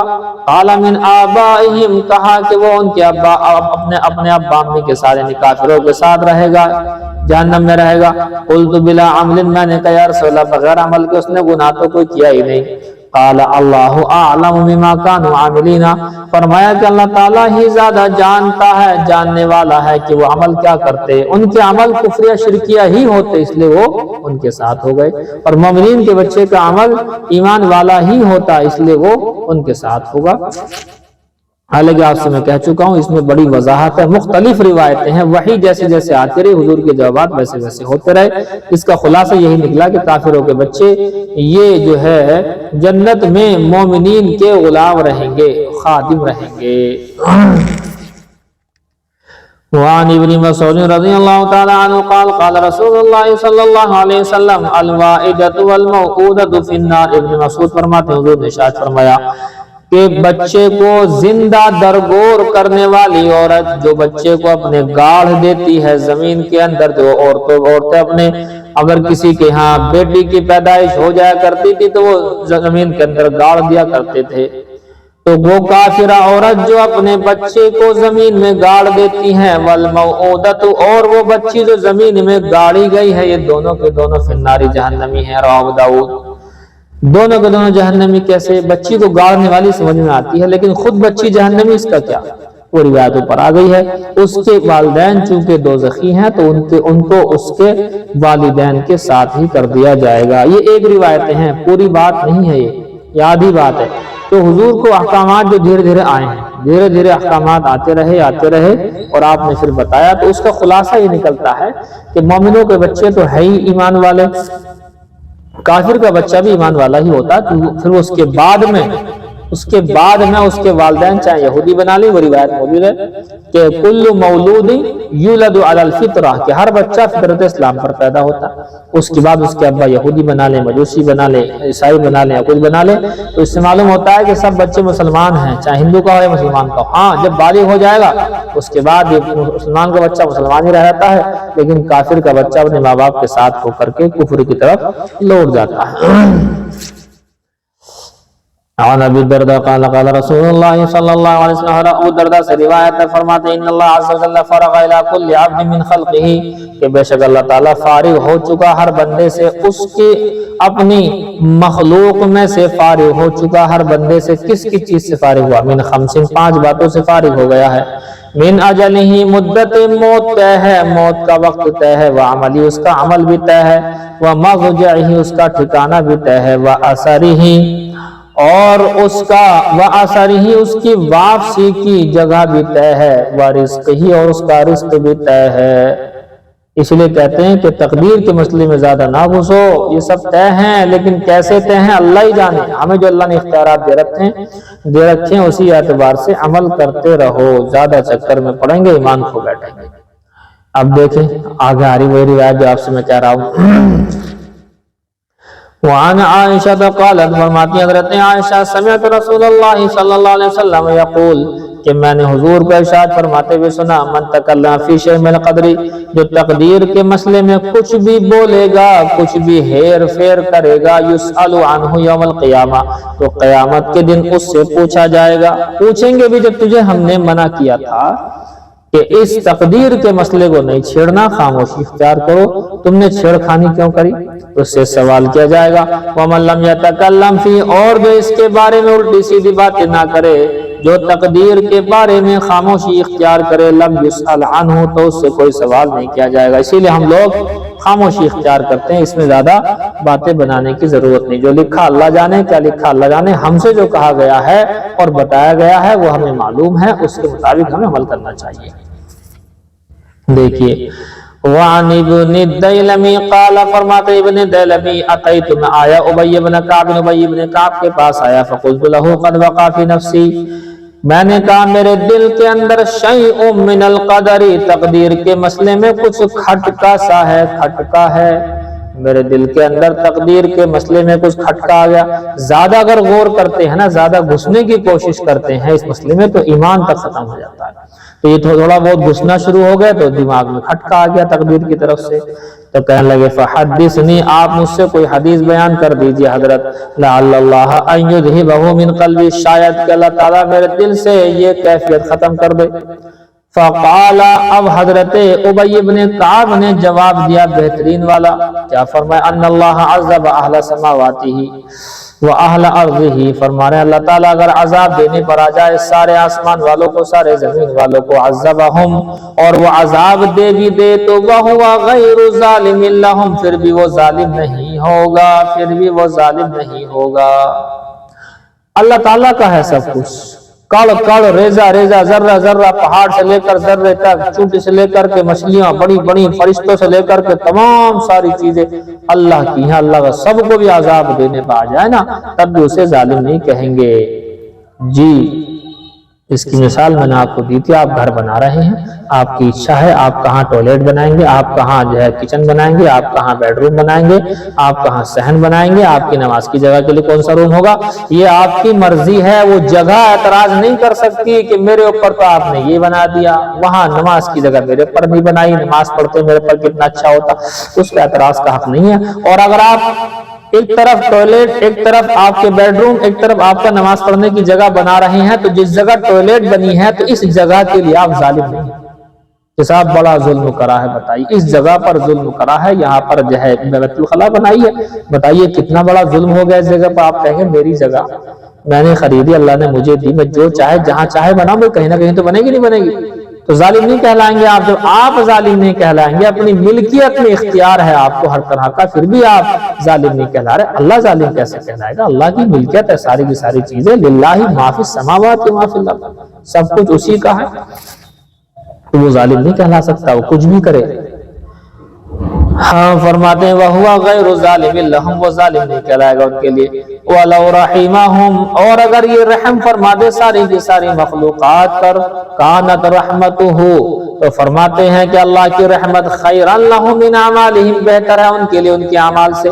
इतने अमल नहीं जितने अल्लाह की रहमत हमारे पर बरस जाती है, अल्लाह की रहमत ज्यादा बरसती है, हमारे अमाल इतने नहीं होते हैं, तो हम अल्लाह ताला हमारे अमल से ज्यादा ही रहमत बरसाता है।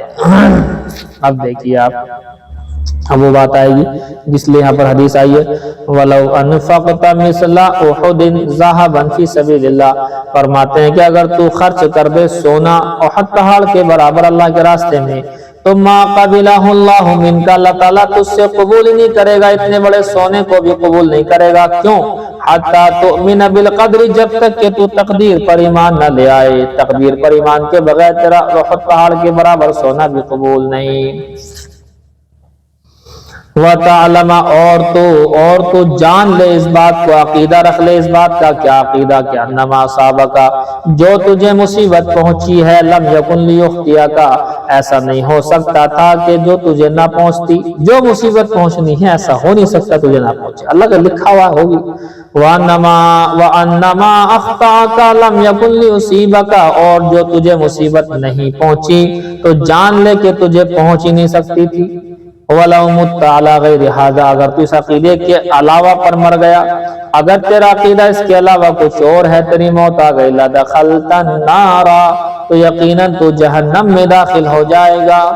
काला, कहने लगे, सुम्मा अतैतु अब्दुल्लाह इब्न मसऊद, हजरत इब्न दैलमी कहते हैं फिर मैं हजरत अब्दुल्लाह इब्न मसऊद के पास गया, फकाला मिस्ला ज़ालिका, और इसी तरह से मैंने उनसे भी पूछा। सुम्मा काला अतैतु हुज़ैफा, उन्होंने यही कहा, फिर मैं हजरत हुज़ैफा के पास गया, हुज़ैफा इब्नुल यमान के पास गया, रज़ियल्लाहु ताला अन्हुम अजमईन, फकाला मिस्ला ज़ालिका, उन्होंने भी इसी तरह का जवाब दिया। सुम्मा अतैतु ज़ैद इब्न साबित, मैं ज़ैद इब्न साबित के पास गया, फहद्दसनी अन नबी सल्लल्लाहु अलैहि वसल्लम मिस्ला ज़ालिक, उन्होंने भी मुझसे यही बात हुजूर से नकल करके बयान फरमाई। जो बात आपको पहुंचनी है वो पहुंच कर रहेगी, जो नहीं पहुंचनी है वो नहीं पहुंच कर रहेगी। ये अकीदा हमारा आपका रहना चाहिए। अच्छा जी, बस कर दें जी, बस कर दें, बस कर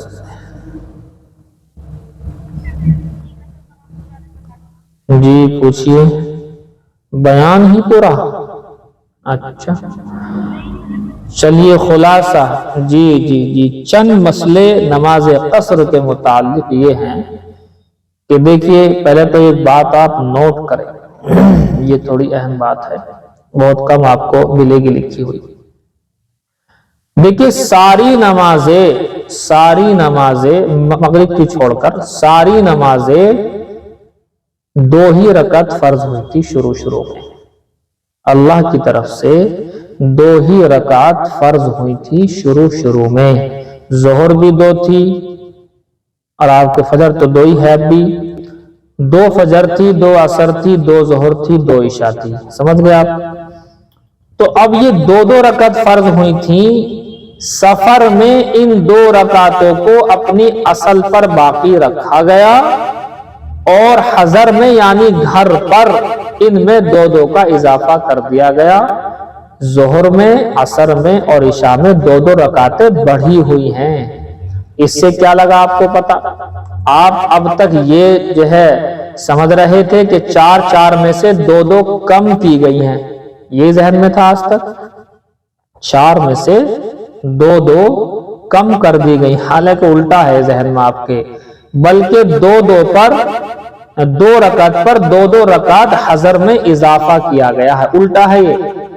बताओ किसकी समझ में आई ये वाली बात? जल्दी बताओ किसकी समझ में नहीं आई तो नहीं बताओ, हाँ ही हाँ बताओ। यानी हम ये समझ रहे हैं कि भाई जब घर पे हैं तो 4 रकात और जब सफर में हैं तो 2 रकातें कम कर दी गई हैं सफर के लिए, ये बात गलत है। बल्कि सारी ही 4 थी, क्या नाम 2 थी, सारी ही 2 थी, जोहर भी 2 थी, असर भी 2 थी, ईशा भी 2 थी। ये तो घर पे रहने वालों के लिए 2 का इजाफा हुआ है, उल्टा समझे थे साहब, बल्कि ये सीधा है, वो उल्टा था जब तक जहन में था। तो वो 2 रकात अपनी असल पर बाकी हैं और ये जो है हम घर पर पढ़ रहे हैं 4 रकात, ये अपनी असल पर 2 रकात का इजाफा है। तो ये 2 रकातें इसमें इजाफी हैं और सफर वाली अपनी असल हालत पर है। एक तो अहम मसला ये ध्यान में रखें आप। दूसरा मसला ये है कि कितने सफर की नियत करके जाने पर हमारे लिए नमाज कसर की गुंजाइश है। इसमें आपको मुख्तलिफ अक़वाल मिलेंगे। दारुल इफ्ता दारुल उलूम देवबंद का फतवा इसके बारे में 77 से लेकर 78 तक का है। 77 यूं कह लो, 78 ही कह लो, आधा या पाव के लगभग कम है, तो 78 किलोमीटर का फतवा आपका बनेगा देवबंद का। शाही वालों ने फतवा दिया 82 किलोमीटर का, समझ गए जी, 82 किलोमीटर का शाही मुरादाबाद वालों का फतवा है। अभी इख्तिलाफ हुआ क्यों, इसको आप समझ लीजिए। असल में हदीस में न 82 kiloमीटर है और हदीस में न ही आपके 78 किलोमीटर है। किलोमीटर का कोई हिसाब है ही नहीं। 16 फरसख है, 16 फरसख, नहीं समझे? 16 फरसख, एक फरसख 3 किलोमीटर का होता है, लगाइयो। एक फारा सीन खा, 16 फरसख है जो असल है, जो हदीसों से हमने लिया है वो ये है 3 दिन का सफर, 3 दिन का सफर 16 फरसख। अब ये 16 फरसख को पहले बनाएंगे हम मील में। किसमें बनाएंगे? मीलों में बनाएंगे। 16 फरसख, एक फरसख में 3 मील होते हैं। अब बताइए कितने हो गए मील? 16 फरसख हैं, 16 तिया, जल्दी बताओ, 16 32, 16 तिया 48, समझे? तो 16 तिया 48, इससे मालूम हुआ कि 48 मील हो गया। ठीक, 3 दिन का सफर जहां पर नमाज कसर होती है, ये तो हो गया हदीस से। 3 दिन का सफर कितना हुआ करता था? 16 फरसख। 16 फरसख मील के एतबार से कितना है? एक फरसख 3 मील, तो 16 फरसख 16 तिया 48 मील, 48 मील हो गया। अब 48 मील जो है ना, ये मील यहां रुक करके लिख लो, मील 2 तरह का होता है, मीले शरई और मीले हिंदी कह लो या मीले गैर शरई कह लो। मीले शरई और मीले गैर शरई लिख लो। मीले शरई थोड़ा सा बड़ा होता है। मीले शरई, मील जो होता है शरीयत वाला मील, वो थोड़ा सा बड़ा होता है। अब इधर आ जाइए, और मील जो होता है अंग्रेजी वाला मील या हिंदी वाला मील, ये थोड़ा सा छोटा होता है। इसको मैं खाली इसको आपको एक मिसाल सी दे रहा हूं, एग्जैक्ट नहीं बता रहा हूं, मिसाल दे रहा हूं कि अगर हिंदी वाला मील, इंग्लिश वाला मील 1.5 किलोमीटर है तो عربی والا میل شرعی وہ تقریباً 1.25 کلومیٹر ہے، لگ بھگ بتا رہا ہوں، ایگزیکٹ نہیں بتا رہا آپ کو، تو اتنا ہے انتر اس میں۔ تو لہذا اب اس میں اختلاف ہوا کہ یہاں ہم کون سا میل لیں، کون سا مراد لیں، یہ 48 میل شرعی ہے یا میل ہندی، میل انگلش وغیرہ ہے، تو یہ کون سا لیں؟ تو دارالافتاء دارالعلوم دیوبند نے جو لیا ہے وہ انگلش والا میل لیا ہے، انگریزی والا میل لیا ہے، اور انگریزی والا میل 48 میل کو جب ہم کنورٹ کرتے ہیں کلومیٹر کے اندر تو بنتا 78 کلومیٹر، اور 48 ہی میل کو جب میل شرعی کے اندر کنورٹ کرتے ہیں تو وہ بنتا 82 کلومیٹر۔ اس لیے کوئی اختلاف نہیں ہے کلومیٹروں میں، اختلاف ہے میل کون سا لے رہے ہیں آپ۔ لہذا دیوبند کا فتویٰ میل ہندی، میل انگلش والوں کا ہے، وہ ہے 78 کلومیٹر، اور ان کا فتویٰ جو شاہی والے ہیں ان کا فتویٰ ہے میل شرعی کے اعتبار سے حساب لگا ہوا تو وہ بنتا ہے 82 کلومیٹر۔ سمجھ گیا بات؟ اب آپ تھوڑا سا ایک مسئلہ سمجھے، یہاں آپ چلے گئے کسی جگہ پر نیت کر کے، جس جگہ پر آپ گئے ہیں آپ نے گاڑی میں میٹر دیکھ لیا، ریڈنگ لگا لیا، آپ نے اپنے گھر سے ریڈنگ لگائی، وہ 78 کلومیٹر میں ذرا سا پوائنٹ کم رہ گیا۔ اب آپ کو یہ شک ہو گئے ہاں کہ بھی 78 کلومیٹر مان کر کے نماز قصر کریں یا 82 والا مان کر کے نماز قصر نہ کریں، شک ہو گیا آپ کو۔ تو اگر شک ہو رہا ہے آپ کو تو کیا کریں گے؟ شک والی بات میں 82 کلومیٹر والے کو لیا جائے گا، یاد رکھنا۔ شک والی بات میں اگر کہیں شک ہو جائے آپ کو کہ بھی 1-2 کلومیٹر کا انتر ہے، کہ 2 کلومیٹر اگر آگے پہنچ جاتے ہم تو ہمارے پر نماز قصر ہو جاتی، اور 2 کلومیٹر پیچھے رہ رہے ہیں تو نماز یہاں پر قصر ہو رہی کہ نہیں ہو رہی، شک ہو گیا آپ کو۔ اگر کنفرمیشن ہے تو کوئی مسئلہ نہیں، وہ تو اسی حساب سے کام کریں آپ، لیکن کنفرم نہیں ہے، شک ہو گیا، تو شک میں آپ یہ کریں گے کہ نماز کو مکمل ہی پڑھیں گے۔ مکمل پڑھنے میں یہ ہے کہ 4 رکعتیں، جی 4 رکعتیں ہوں گی پھر آپ کی۔ اب سمجھیں اگلا مسئلہ، کیا گھر سے نیت کرنے کے بعد ہم چلے ہیں تو جس جگہ پہنچنا ہے 78 کلومیٹر، 82 کلومیٹر، 100 کلومیٹر، 200 کلومیٹر، جس جگہ پہنچنا ہے وہاں سے ہماری نماز قصر شروع ہوگی یا گھر سے نکلنے کے بعد ہی شروع ہو جائے گی؟ نیت وہاں کی ہے۔ جواب یہ ہے کہ اپنا شہر جیسے ہی آپ نے پار کیا، سیوہارا کیا نام سہسپور آپ نے جیسے ہی سہسپور کے کھیت جو شہر کے باہر ہی ہوتے ہیں عام طور پر کھیت، آپ نے جیسے ہی وہ ایریا جو سہسپور میں لگتا ہے وہ پار کیا، اگلے گاؤں میں جا کر کے آپ نماز قصر پڑھ سکتے ہیں۔ کب؟ جبکہ نیت آپ کی 78 اور 82 اور 100 کلومیٹر کی نیت لے کر کے آپ چلے ہیں، نیت آپ کی یہ والی ہے، تو آپ گاؤں سے نکلنے کے بعد اگلے گاؤں میں، اگلے شہر میں نماز قصر ادا کر سکتی۔ ضروری نہیں کہ وہاں جب 82 کلومیٹر پہنچ جائیں گے تبھی نماز شروع کریں گے، ایسا کچھ نہیں ہے، نیت کی بات ہے، نیت کر کے چلیں اور گاؤں سے قدم باہر رکھتے ہی جیسے ہی آپ چلیں گے فوراً۔ اب اگلا مسئلہ دیکھیں، جس جگہ پہنچنا تھا آپ کو، چاہے 78 والا ہو یا 82، مان لیجیے 100 کلومیٹر آپ پہنچ گئے، آپ چکر بنا پڑے 100 کلومیٹر اپنے مقام پر پہنچ گئے، ابھی آپ مسافر تھے، راستے میں آپ نے نماز قصر پڑھی جی،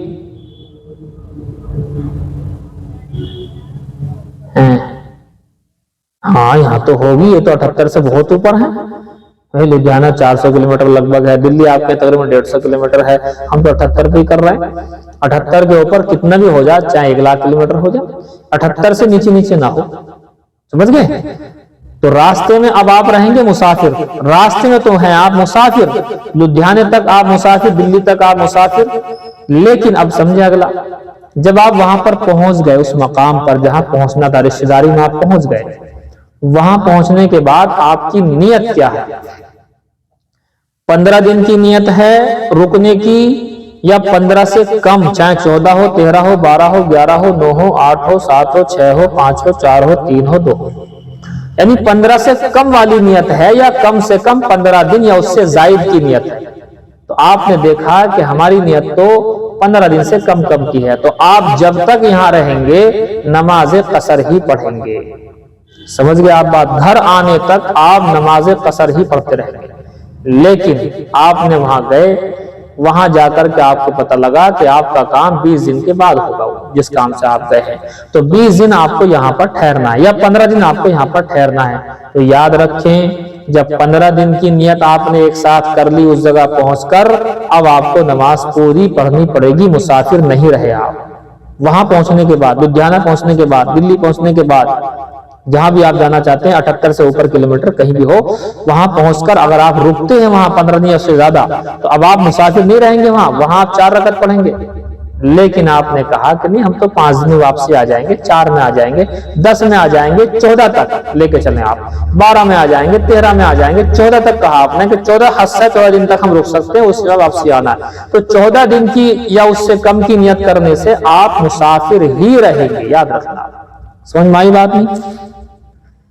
फिर उसके बाद जब वहां से आप चल करके आएंगे, लुधियाना से दिल्ली से घर आएंगे, तो रास्ते में मुसाफिर रहेंगे आप। ये मसला वहां का है। मकाम पर पहुंचने के बाद नियत देखी जाएगी, अगर 15 दिन से ऊपर है तो आप मुसाफिर वहां पहुंचने के बाद नहीं है, मुकम्मल पढ़ेंगे।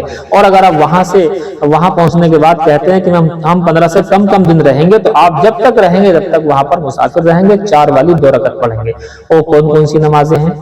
वो सिर्फ जोहर है, असर है और इशा है, बाकी सब सेम है। जो सुबह की नमाज 2 रकअत 2 रहेगी, 1 नहीं होगी।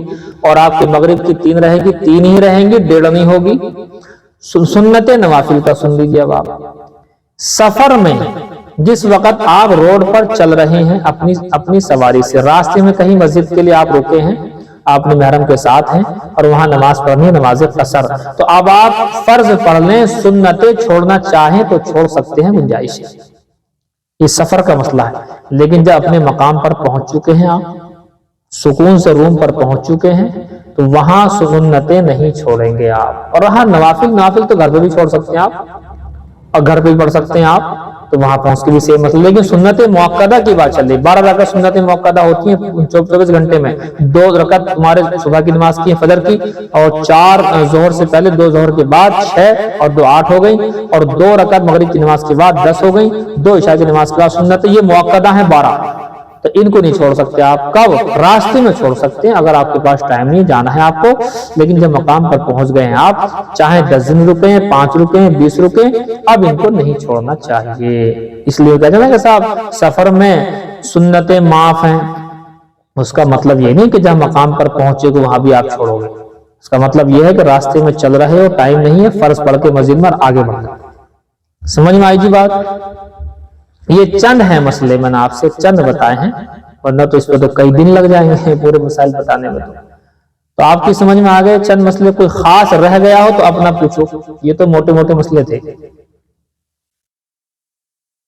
जी।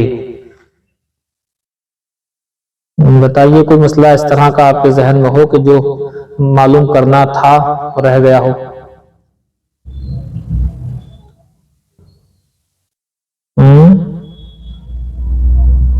नहीं है?